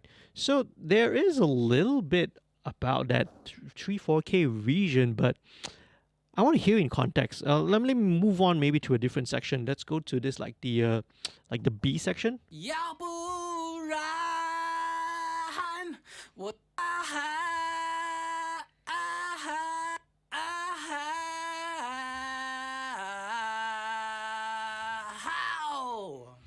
Yeah, I was tempted to also like take out that 3K, 4K, but I don't think it needs it, because I feel that, right, with the instrumentation, right, because there's not too many stuff going on, and the guitars are not like the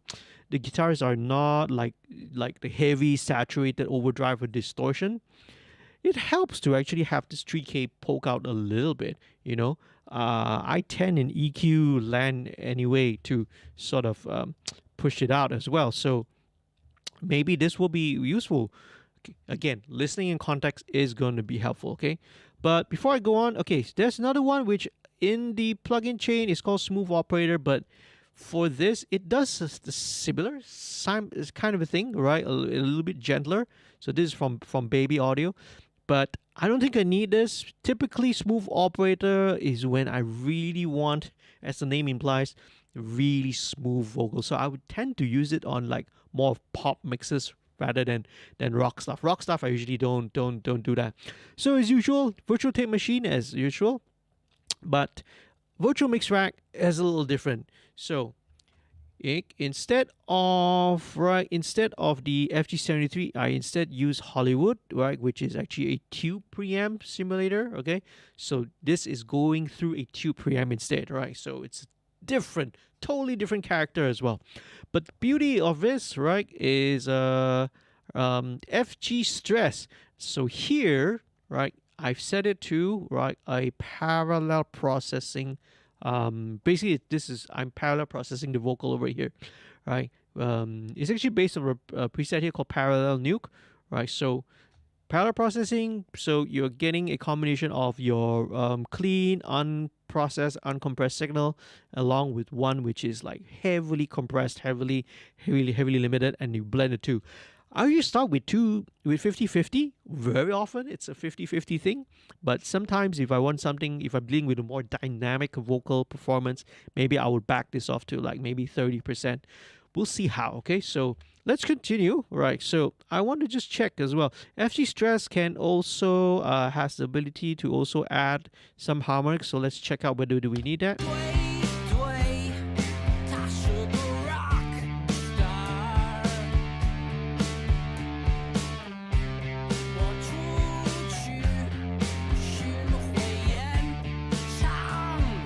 Let's bring it up first.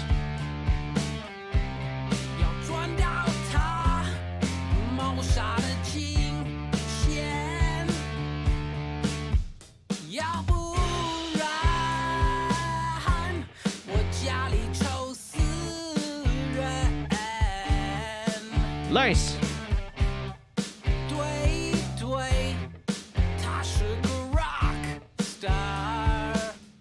Right, okay. Just a quick mention, right? Quick mention as well. There is also a de-esser here, okay? So this is just to catch some of the sibilants, okay? There's actually two.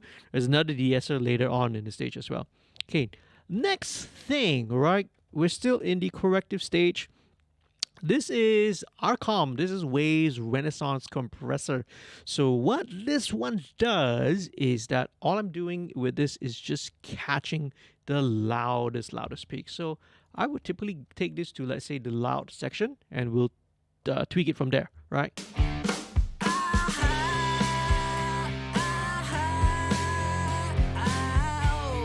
It's already doing what we need it to do.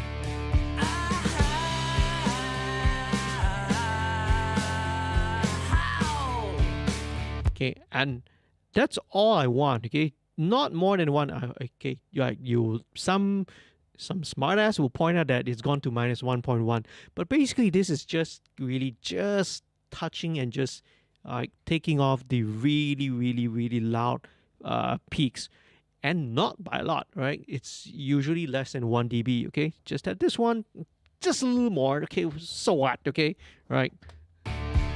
There we go.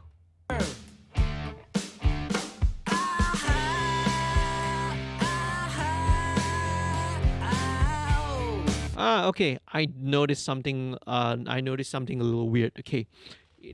The stereo image kind of skewed a little bit already. That's because in the my chain preset, this is actually a mono instance. But the files, because I think coming out from that was exported, was in stereo. So technically it's still stereo. So what I'll do is let's just threshold is 3.5. Okay. Let's recreate those settings.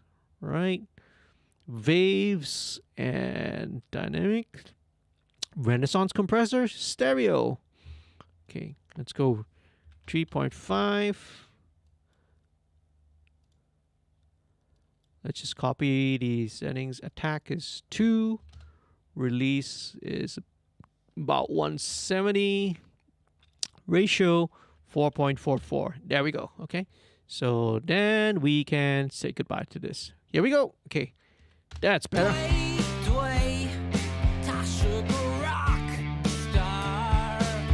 Right. Okay. You gotta be careful of this kind of stuff, making sure that you use your right types. Different DWs will treat things differently. Right. I hopefully this is something that can be addressed in Cubase 12 lah. Okay, just a second. Let me take a sip. And what else is going? Right. And there's Tase's vocals re-recorded in the home studio. Okay, great. Yeah, really good. It sounds great, man. Right, super clean. That's great.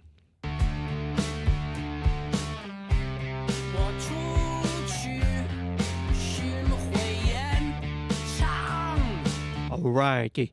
So a couple of other stuff down here, right? Like in the verse, there's actually a backing track. So this one, right, similar thing. I will usually typically use same parallel processing chain. So let's check it out. All right. So with all these backing tracks, I can afford to take off a little bit more top end. And 对，他是个 rock star。 yeah, all right. So 我出去巡回演唱。 yeah, so this one's about 900, around that 800, 900 range. 谋杀的金钱，要不然我家里愁死人。 Nice. Okay, so let's copy this over. This is actually a double, right? 要不然我家里愁死人。 Nice. 对对，他是个 rock star。 对对 ，rock star。 啊哈啊哈哦。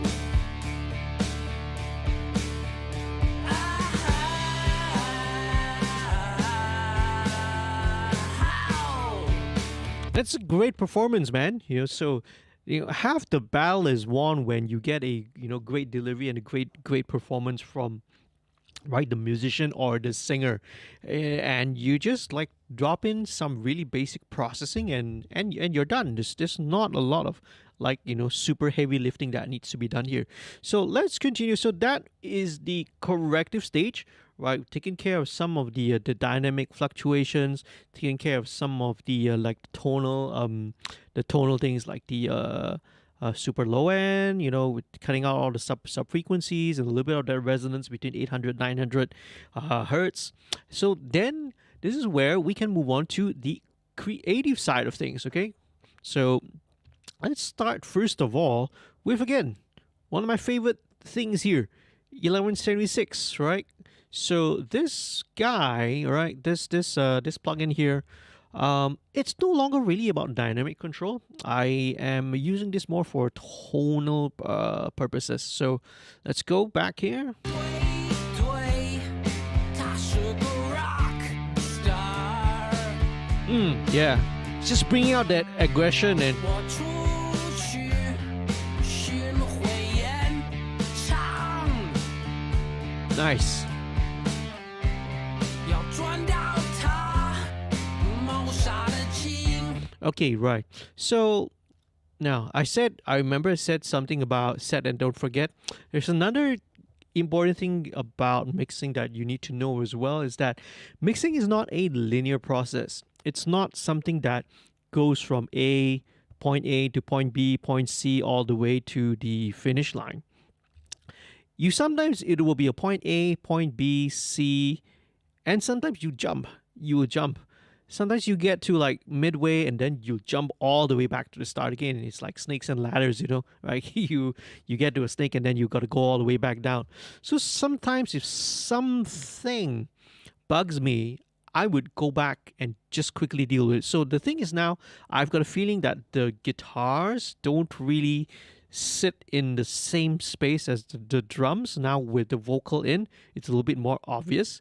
Feels a little bit dry. So what I want to do is I probably just want to bring up the level of the reverb here, right? Yeah, so I stopped it so I could sort of hear the reverb tail.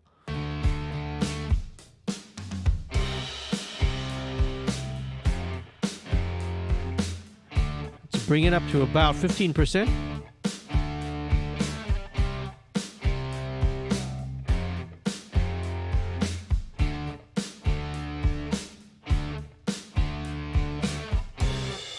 That's better, So it feels like it's sitting together in the same space a little bit more. Okay? All right. So again, set and don't forget. I might just come back to this and bring it up more.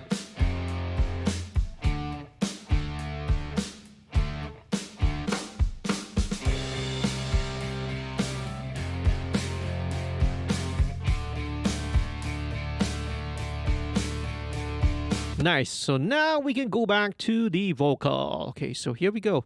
Right, back to with Pultec.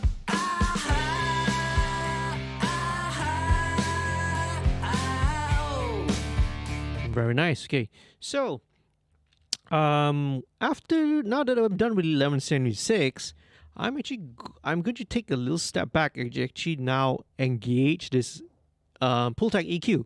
So this Pultec EQ is actually before the 1176, and what's going to happen after this is going to be a little bit counterintuitive, because what's going to happen next is that I'm going to be probably boosting frequencies and pushing those frequencies into the 1176. It's going to cause the 1176, the compressor to, compress even more, but the end result is that, it's going to get that range of frequencies, right? It's going to get that particular range of frequencies really full, really, it's going to maximize. It's basically about driving the compressor, actually, right, to sort of extract even more tone out of it. So let's go with broad bandwidth, and I'm going to start maybe at about 3K, okay? And let's see what happens.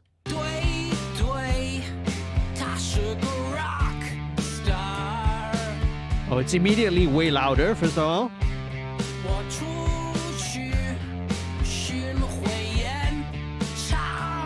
Now, I want to take out a little bit of the top. I'm going to attenuate a little bit of the top. Give it a little bit of a...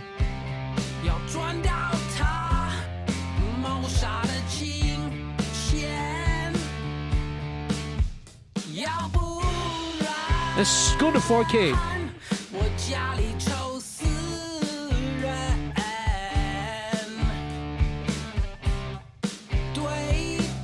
It's 5K. And 8K is probably going to be too bright.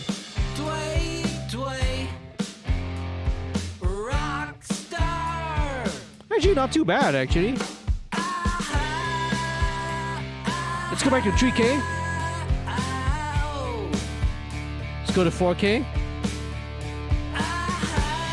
Okay, let's start again back at the verse.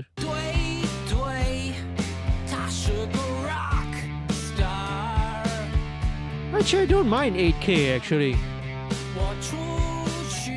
Back 3K. Let's go with 8K because I actually kind of like, the bite that 8K is doing.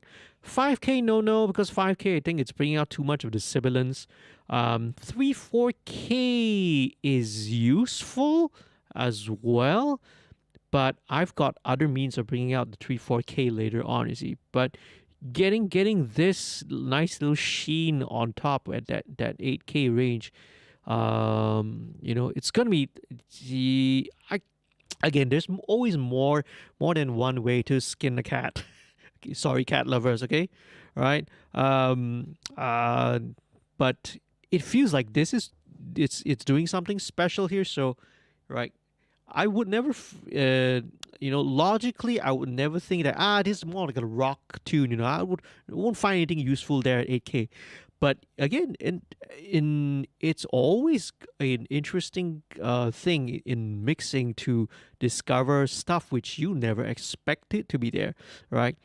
I don't expect anything to be there at 8K, but when I turned it up there, it's like, oh, okay, I like it. So this is where you got to experiment with stuff, experiment with compressors, experiment with EQ, experiment with effects, because you never know. There's never a one size fits all solution for everything. So it's a happy discovery, okay? Right. I will always as well, one thing that I like to do is that I'll very often just like crank things up all the way to see how it goes, because that's how you get to know your plugin or piece of equipment or gear, is you push it and you take it to the limit, into the danger zone, okay?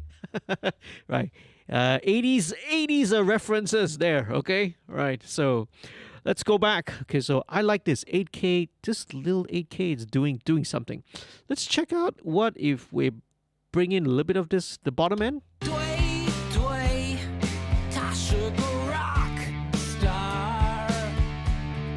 A bit of weight helps.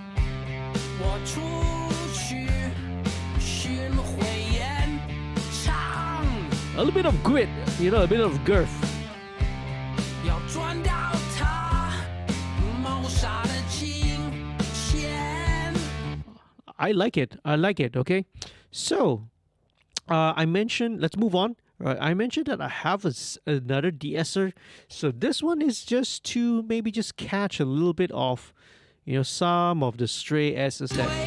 对，他是个 rock star。 Yeah, just catch some of it. 我出去巡回演唱，要赚到他谋杀的金钱。 That's all it needs. All right, just a little bit. So, going back again. So, another thing which I love to use and really great on vocals is Vocal Rider. So, this is, of course, right, the cousin to Bass Rider. Same operating principle. You select a target, right?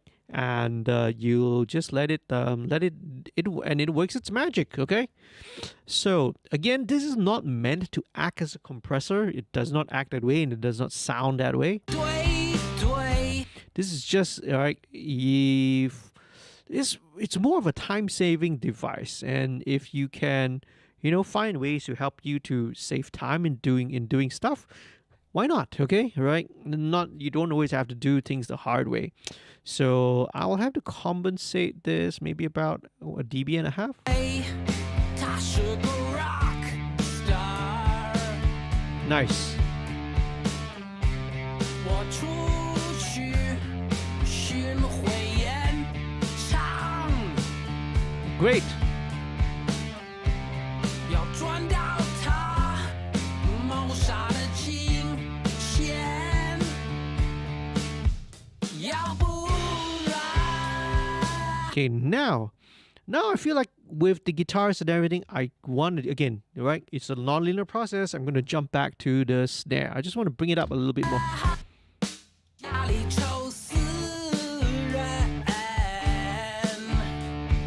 I feel like I want to give it a little bit of weight as well as, you know, just to bring out a little bit of, you know, and let's just do it with EQ again. My favorite EQ here is this FGA. I think I probably use this way more than even the Neve and the SSL modules, right? At the you know, the API EQ, right? I think I don't want to misquote the great Bob Olson, right? Bob Olson of Nashville, Tennessee is a fantastic, amazing, one of my favorite mastering engineers out there. The way he describes the API EQ is that, right, it either makes things sound better or it makes it sound worse, right? So the unique thing about API EQ is that, first of all, it's fixed frequencies. It's not a variable frequency. And also, right, the boost and cut are in stepped increments. So it's like stepped increments of like 2 dBs, 2, 2, 2, and then 3 dBs, you know? And so because of that, you kind of limit yourself to these finite amount of choices. It will either improve the sound or it'll make it worse. There's no ands, ifs, or buts here, right? So, right, API EQs, I love it for that reason alone. So I feel that, okay, I want to give a little bit more, slightly more weight to the snare. So, 对对，他是个 and a bit of bite, right? Because there's a bit of space. So maybe 1.5K. rock star。 Maybe bring up the IPC. 对对，rock star。 啊哈啊哈啊哦。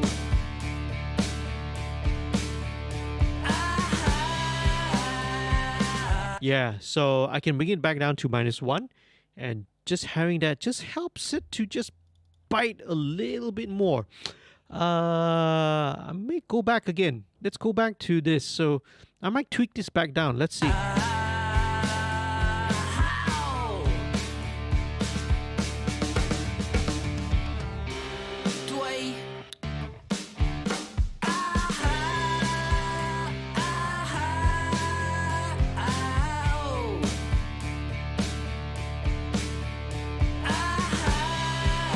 Nice. Okay, so now with the vocals and everything, I didn't want that snare to step on top of the vocal too much, so I I shortened the attack time back to zero point 0.1 milliseconds.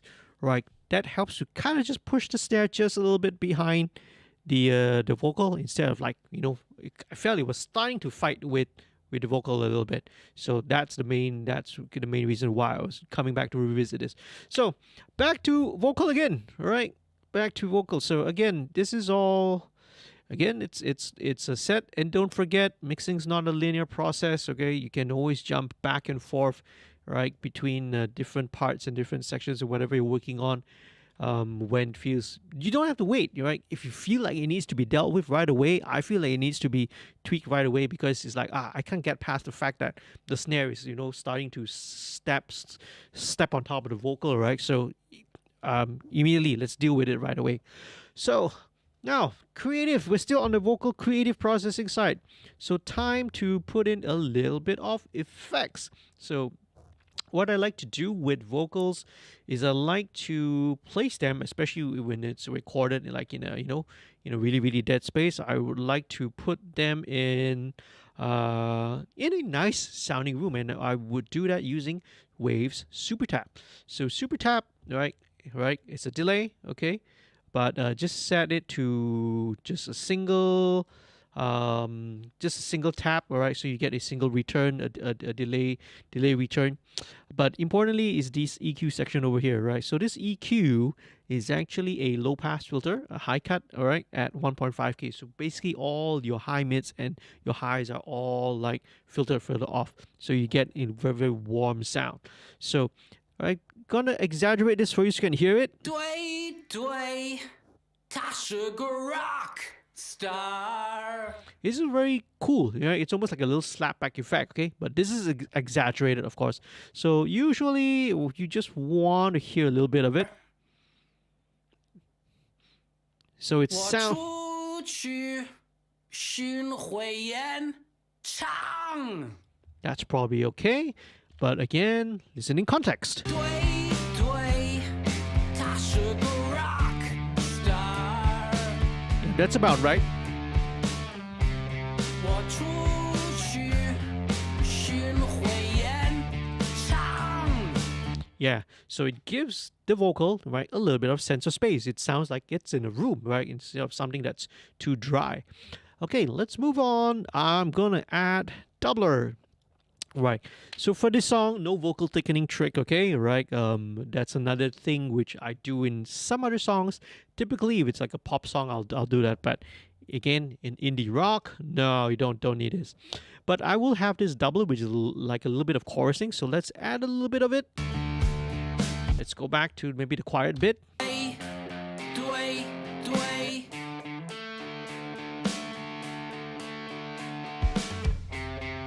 对，rock star. Okay, this is a bit too much. You can definitely hear the sort of the chorusing effect. So it's just subtle. It's meant to be subtle. 对对，他是个 rock star. Just give it a little bit of air, a little bit of extra width around the sides. 我出去 Yeah, I want to go back to the guitars for a while, all right? Okay, so I think it could... Okay, around this region... Around 2K, I think I want to just cut out a little bit of 2K. Just a little bit, like, just 1 dB. 我出去巡回演唱。 Yeah, because that, again, starts to step over the vocal, right? So that helps to, right, helps to give a little bit more space for that vocal, because right, I could of course, right, go to the vocal EQ and just boost up and bring up that 2K region to sort of to sort of, but the end result is that you're going to get a build out of 2K everywhere, right? So it's better to just take out a little bit of that 2K from the guitar, and voila, immediately that vocal, right, is a lot more present already. Okay, next, let's put in, right, a little bit of mono delay for the front to back. Let's go back to maybe the starting this part. 对对，他是个 rock star。我出去巡回演唱，要赚到他 Very cool. 谋杀的金钱。 It's, 要不 so this is like a straightforward 8th note mono delay. I will probably want to give it a little bit more of dirt though. So let's check this out, right? Let's add a bit of dirt to that delay. 我家里愁死人。 It's good. 对，他是个 rock star。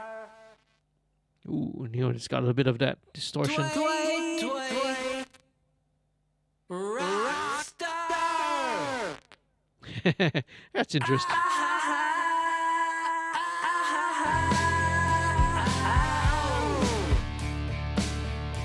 Let's lessen it.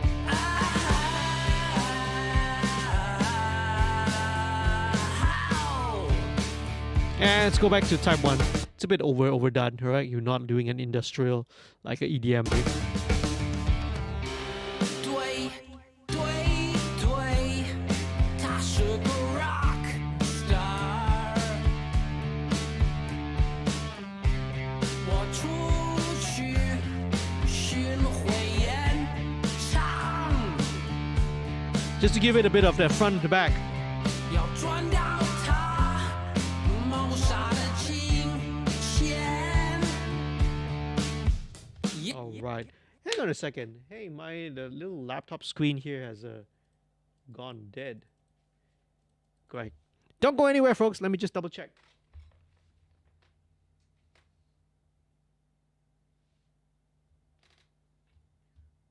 Hello, wake up, wake up. I think maybe because I left the computer on and it went to sleep. So let's continue. 要不然我家里愁死人。对对。 Right. Hold on a second, right? What's going on? Computer went to sleep. Okay. Yeah. I think my computer went to sleep. But yeah, looking at it, monitoring it, the stream is still going on. Okay. Let's go back to where we left off. Yeah, stream help is still going on. Excellent, right? Okay, let's go on. 他是个 rock star。 Nice. 对对 rock star。 All right, so when we get to this kind of a B section, well, chorus B section or something, right? Here, I want to give it a little bit more dynamic. The part where it goes to that part, and it's a useful tool. What I'm going to do is I'm going to automate in a stereo delay. So for most of the verse, the front parts, it's always been a mono delay. But once you get here, you want to add a little bit more interest. You want to sort of draw the listener forward. You want to make everything sound a little more bigger, a little bit wider. So one of the simple tricks is to go from a mono delay, add a stereo delay. So that's exactly what I'm going to do, right? So here we go. Right, coming out of this section. Rock star. 1, 2, go. So now it's going into a stereo delay.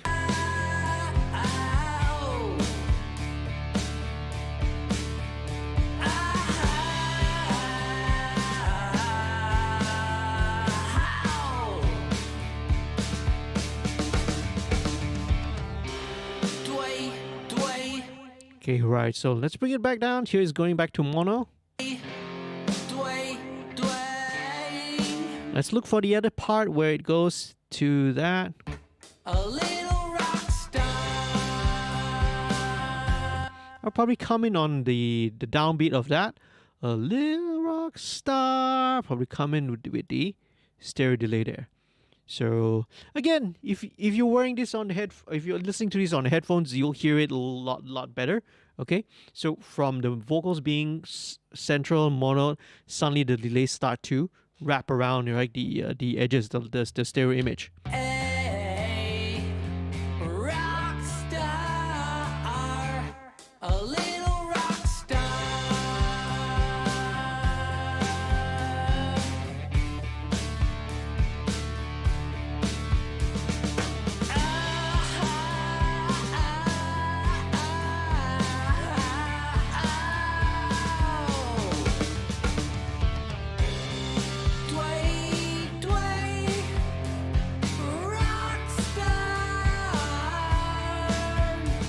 All the way to the end, I think.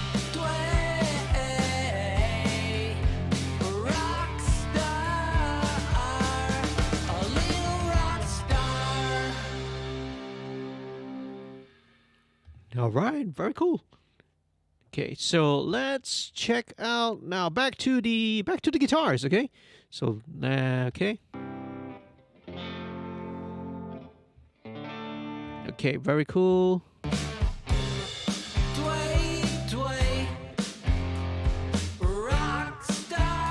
So this should go to the left.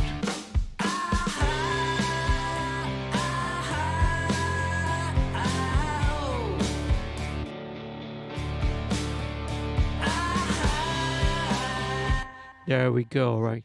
So I'll probably put this at about 75, right? Let's put it about there. Left 75.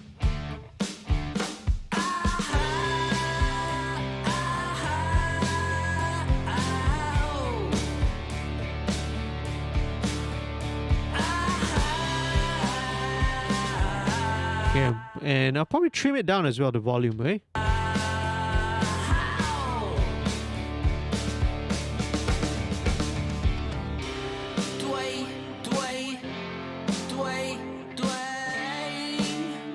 Very nice. Okay, let's go on. So with this lead guitar, so to speak, all right?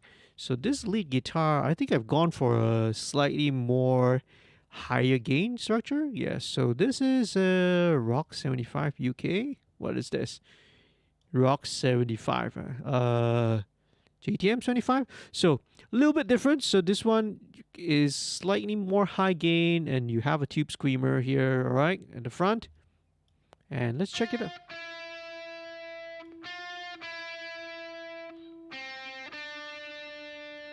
Yeah, so you see, this is more of a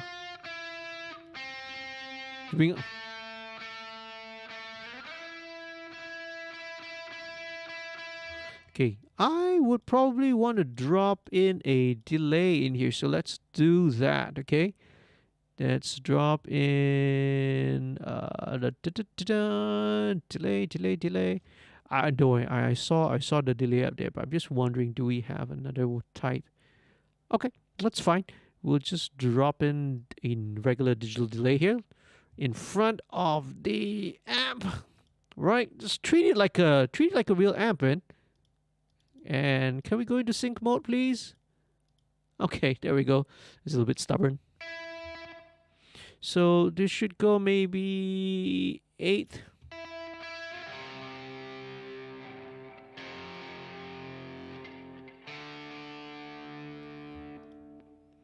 This is like a dotted, I think. Let's check it out.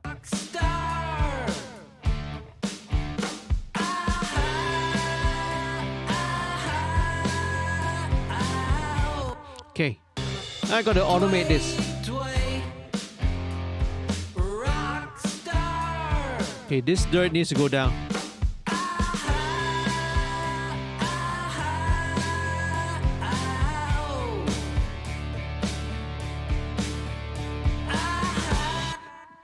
Yeah, otherwise it was just jumping up way too much. Right. So some of this, I'm gonna do these rough automations, right? There's gonna be a little bit more fine tuning and detail when it comes, but I usually don't show this during the stream. Otherwise, we are gonna be here for like, you know, 4 or 5 hours doing that. So these are all the broad strokes, all the fine tuning. All right, I'll usually do it later on as well. So let me just do this quickly. Back down to about -22. Back up to 16.5. Right. Fine mouse controls. I missed it. Okay. All right. 16.5. Right. And let's see where we go. All right. Thanks, everyone, who's still tuning in.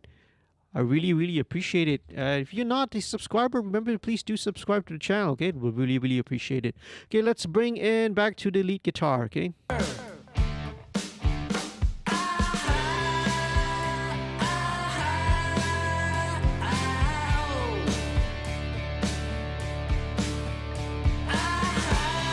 Okay, I think I know what it needs. It needs a little bit more sustain.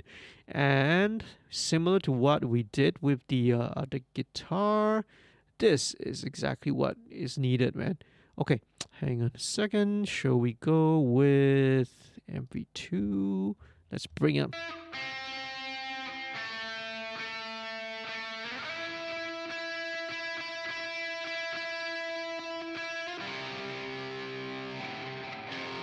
Okay, this one I'm really cranking MV2 way up because I really do want that sustain, to increase that sustain and to increase all the pick attacks. So let's check it out. Star.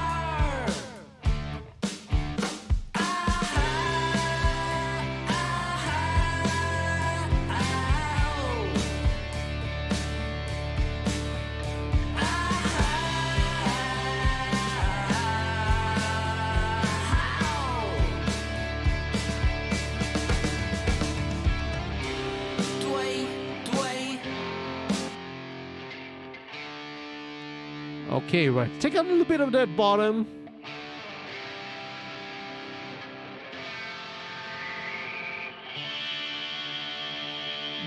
Okay, and also just, again, taking out a little bit of the 3K and shaving off just the extreme top end. Right, let's automate this again.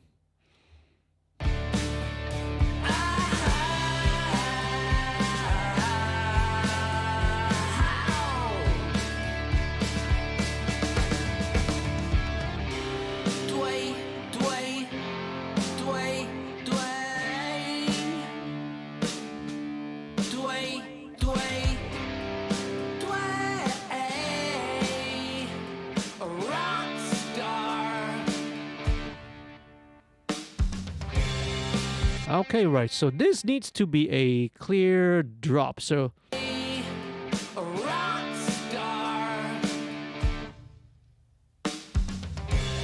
yeah, there we go. Right. So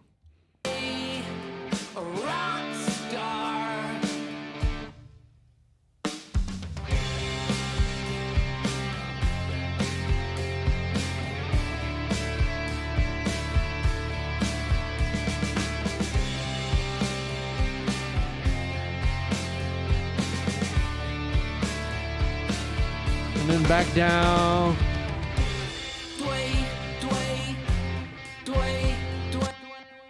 Okay, so here I think we got to drop the. Okay, so a lot of automation happening. Okay, let's drop this back down.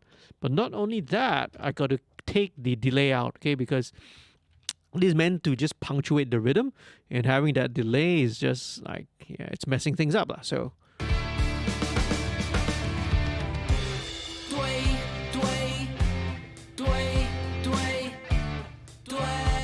Right. And even the reverb as well. Yeah, even the reverb also needs to. The reverb needs to go. Okay, not go entirely, but it's got to bring the reverb level down. Okay, so here we go. From like 30%.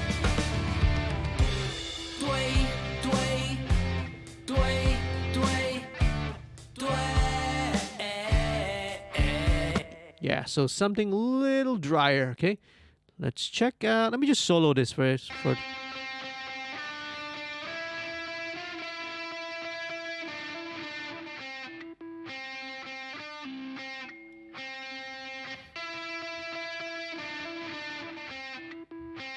Okay, right. So this one is probably something that I want to edit out because, yeah, you get a little bit of that noise there. Okay, let's edit this out. Just this one part. Yeah, because otherwise it sounded like there was something wrong with the plugin.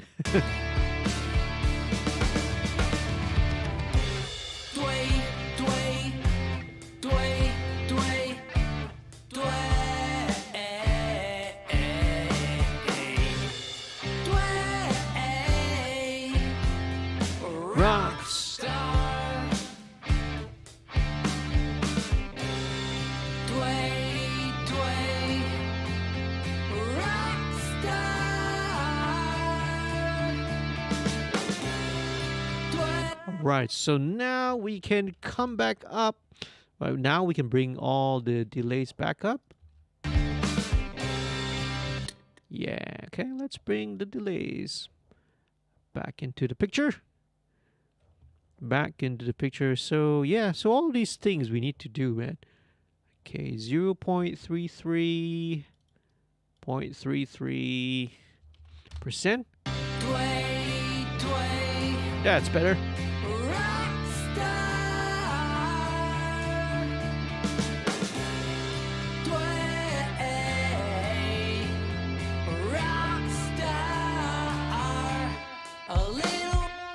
Okay, so yeah, so same thing. Let's cut out the volume.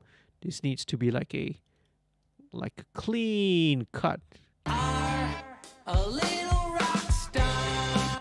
Back up.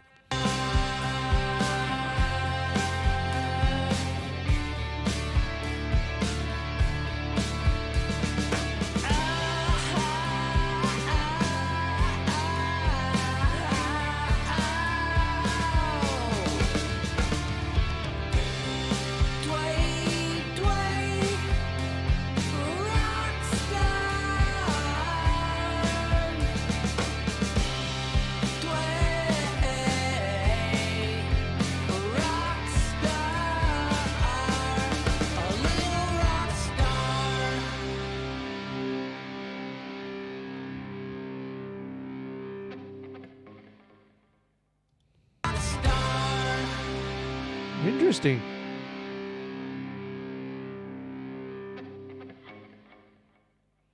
Okay, right. So probably just chop off some of that noise.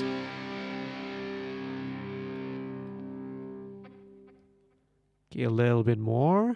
All right, cool. So maybe some parts you want to keep it a little cleaner.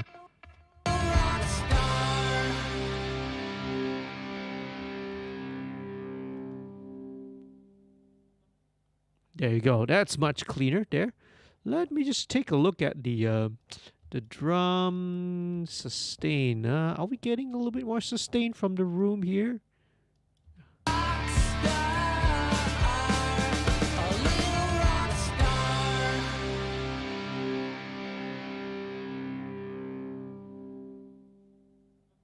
Okay, right. This third guitar can be a little shorter in terms of the sustain. Let's bring this here.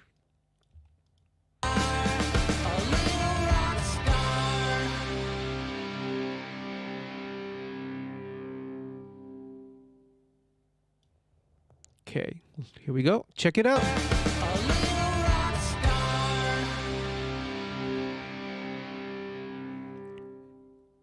All right, okay. I may play around with maybe, adding a little reverb bloom or something like that to just give that tail a little bit more. But this is where, some of the automation of the effects will come into place. We are almost there, man. So, all right. Two more stuff, right? Some little percussion, right? To bring into the picture. Tambourines, right? So let's drop in. Same thing. Let's check out tambourines. Okay. So, okay. With this one, I know I will probably want MB2 as well, right? So, what I want to do, because this is like a typical kind of 16-note tambourine pattern, right? It's really standard, right? But I just want to bring out all the softer 16ths out a little bit, because you hear the accent really clearly, but sometimes when you don't hear it, you don't hear the 16th note pulses, because that helps to drive the excitement and the rhythm instead of just one single. Otherwise, it just sounds like a single hit. So sometimes that will be useful, right? So MB2 again, really useful for doing. Really useful for just bringing all of them. Yeah, perfect. It's doing exactly what I want already. Okay, so.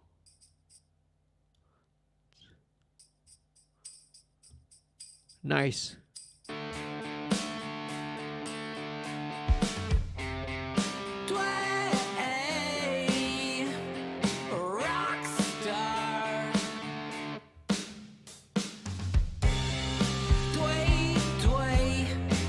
I would argue though that, and again, Ron, if you don't mind, I would actually feel like this tambourine could actually go along more places. So let me just put it here for. I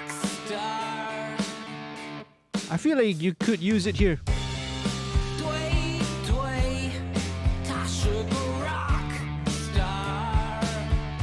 2, 3.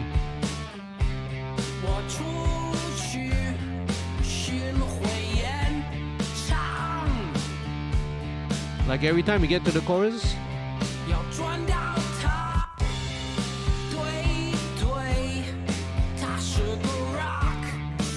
I feel that it actually helps, you know?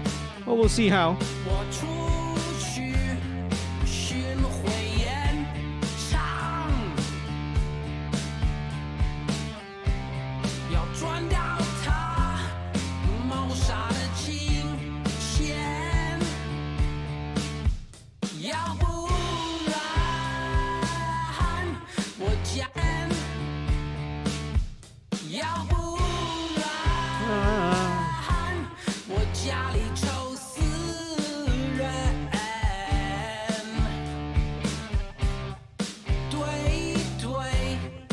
I find that actually it helps with the groove.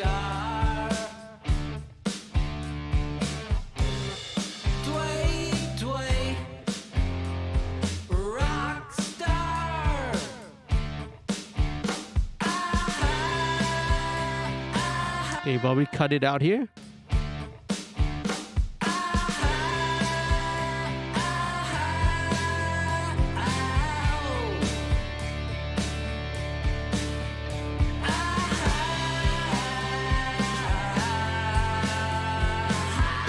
Nice.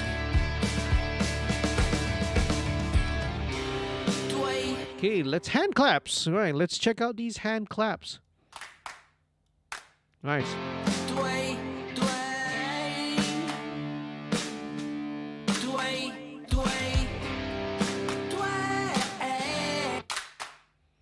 Okay, very cool. I would, again, I'll probably just use a limiter on it.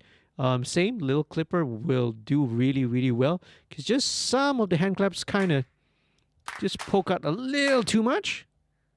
So we just got to bring these in control.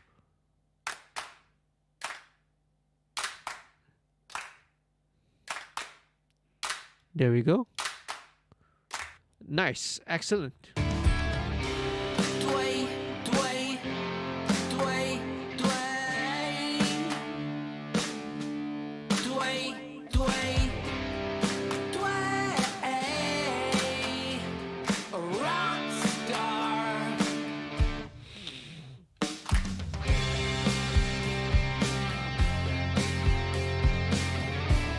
This little clap here is like a little bit stray clap there though. I don't know whether is it really meant to be there. We'll just bring it there anyway.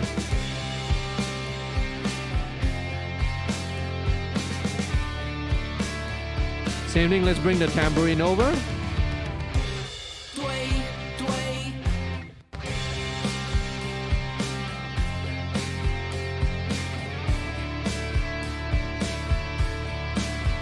I've got a feeling that. Let's see whether this works.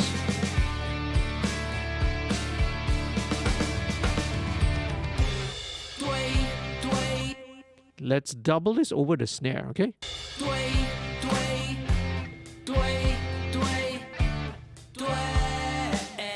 On the 4, you know, so, 3, crack, that, crack.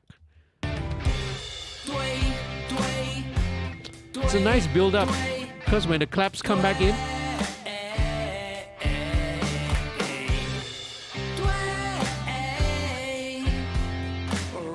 okay, these claps will need to be a little softer just because, you know, coming back down. Automate. Maybe a dB or 2.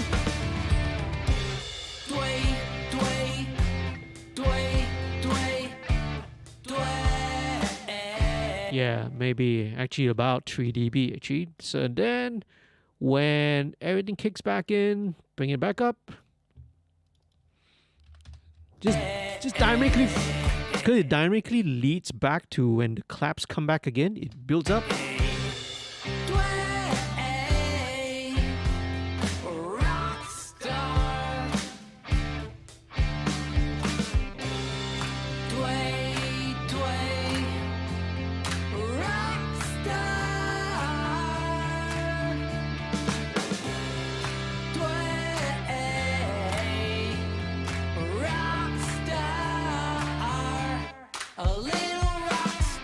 Okay, right, so we gotta chop this one off. So, dynamics. Silence. Okay, okay. Little stray hi-hat here as well. It's alright, the drum. We can always edit this out. Oh, it's still there. Okay, I know where it's coming from. It's probably coming from the overhead, yeah, and the room. So let's just chop this out. Let's make sure that we are not accidentally chopping something else out as well. Okay, let's take that out. Does it happen in the room? Yes. Okay, we gotta cut out that hi-hat there. There we go. Because otherwise you'll be like, oh, what's that hi-hat doing?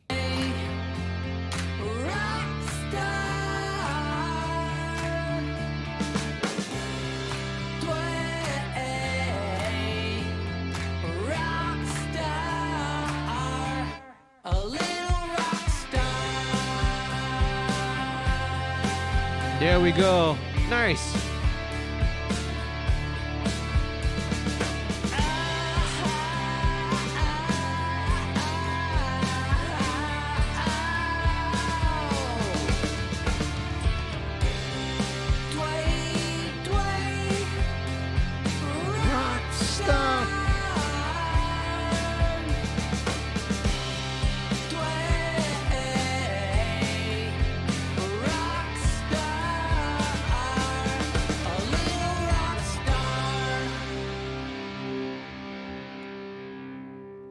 Very, very cool. Very cool. That's it. We're almost there, actually. Right. So that's pretty much the entire mix. Right. Now, I actually want to sort of explore something because a little behind the scenes information. These are actually the new guitar tracks. So what was actually sent over to me earlier were different guitar tracks actually, and I want to just explore. Okay, right, probably not. Let's not do that because that will just take more time, right? But actually, what I want to do is I want to see whether I extend that last chord, the sustain of those chords, a little further. So I think I can find a way to do that. So these are things that I'll do. There's always some other considerations that's playing in the back of my head. I just kind of want to extend this a little longer. Either I'll try and find some kind of effect, maybe little reverb kind of a bloom thing, or play around with some effect stuff, because bear in mind, there is still the cat effect there, so I haven't forgot there's still the cats there, so that will probably help fill up the space. Some other stuff. Okay, what I want to show you lastly is just maybe a few other sort of things, right? Again, to sort of build dynamics and to introduce dynamics in the mix. Another thing which I would typically do and very commonly is that, right, with the bass. Let's go back to the bass. Very common when I hit the chorus sections, I will usually just do a little 1 dB shelf, a little bump here. So, right, because very often when we talk about adding dynamics, sometimes we add stuff, high layers, guitars, right, all the mid-rangey and the high trebly stuff. Sometimes we forget that you also want not only to the mix frequency wise to like bloom upwards, but you want it to also kind of fatten out as well. So this is a trick which I learned a while ago, a long time ago. So I always employ this. So I'm gonna show you. All right, let's arm this. And very simple. Then that's it. So when it gets to this part, just 1 dB, a shelf. That's it, all right? Just to add a little bit of extra weight. And this will happen again back here.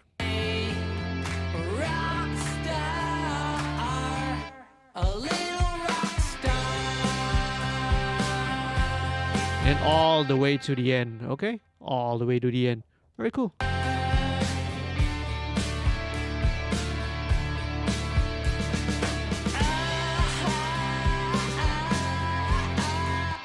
Very cool.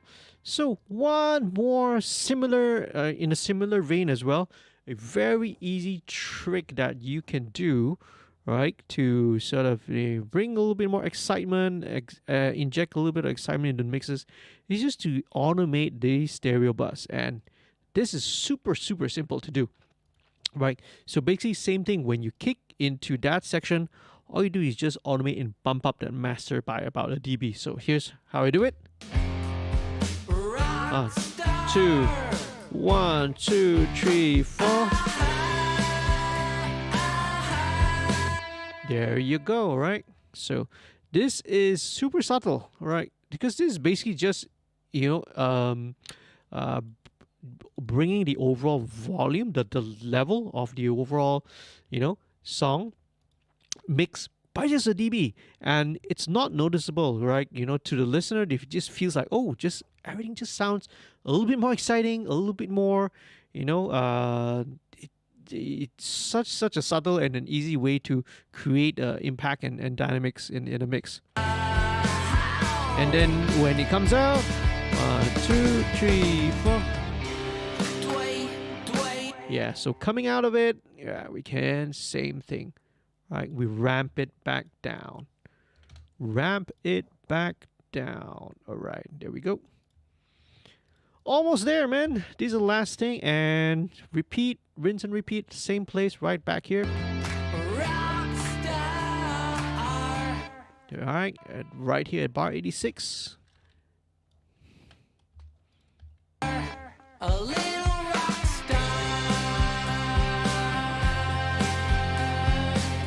Nice.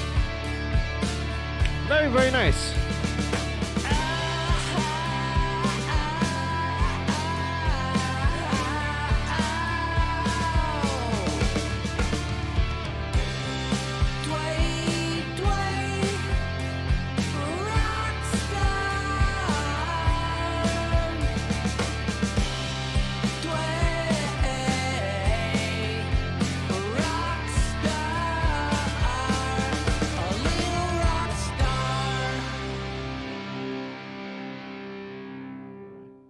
Hey folks, I'm not sure whether my camera stopped working. It appears to have stopped working, I think. Okay, let me reactivate the camera. Yeah, now it's working again. Okay, all right. So I think it could be the cable, right? The cable for my camera is a little off, so I'm not sure how long we went without the camera not working just now. But I believe the audio is still working. So that's it, man. Yeah, that's pretty much. I would consider this like the first draft of the mix. Usually at this point, well, I'll let it sit for a while. I'll come back and revisit it again. Either a couple of hours later. Usually, go for a break. But of course, now it's like super late. It's already almost midnight. Or more probably, more often than not, I'll probably come back and revisit again tomorrow. In the morning, make a little bit of final tweaks right before sending it off for the client to check. In this case, for round of Dirt Star. So yeah, let's wrap it up. Let's call it a night. And success. We did manage to finish this live stream before 12 midnight. Okay, so that's super cool. So do check out Dirt Star social medias in the description. If you wanna help support the channel, do head on down to the Patreon page. Okay, again, links and everything are down in the description below. Do subscribe if you're not yet a subscriber. If you want to see some more content, let me know what you want to see. I've got tons of stuff on my channel, which was content that I was recording over a period of like 3 years. So I've got hundreds of videos actually. So do check it out. And let's wrap it up tonight. We're gonna just play back what I call the first draft, the mix of Doi Doi by Dirt Star. Thank you so much for watching. See you again real soon. Peace, love, music. Check it out.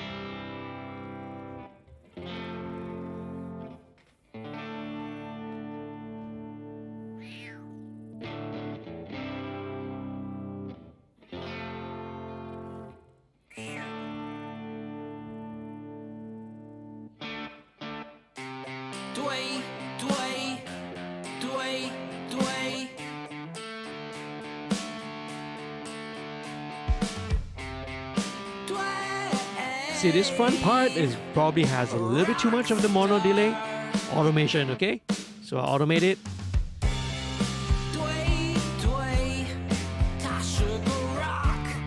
Right. So you won't be able to know, but what I've actually done now is I've actually switched over to my NS10s, my Yamaha NS10 monitors, and to give me a different perspective of things. Typically, I will do this when I'm making all the fine movements, right? Which is usually around this stage. So the vocals do sound a touch too upfront for this style. I don't mind letting the vocals kind of sit back a little bit in this style of music, So maybe let's bring it down. Let's bring it down by half a dB, or maybe even a whole dB, man.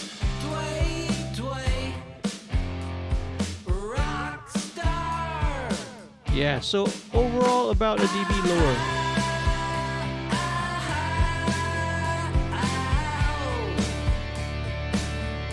Let the vocal kind of sit behind with the music. Right. And Dirt Star saying, thank you so much, JD. That was another masterclass. Right. No, thank you, man. Again, please do check out Dirt Star on social medias. Right, the Dirt Star has got a couple of singles that that are out. Socials are in the description. Do check it out, okay? And yeah, see you again real soon. Gonna call it a night for real, okay? All right, and hopefully I'll see you and we'll do another live stream real soon. Do follow me on my Twitter and Instagram, and of course here on this YouTube channel. So good night, folks. Stay safe. Peace, love, music.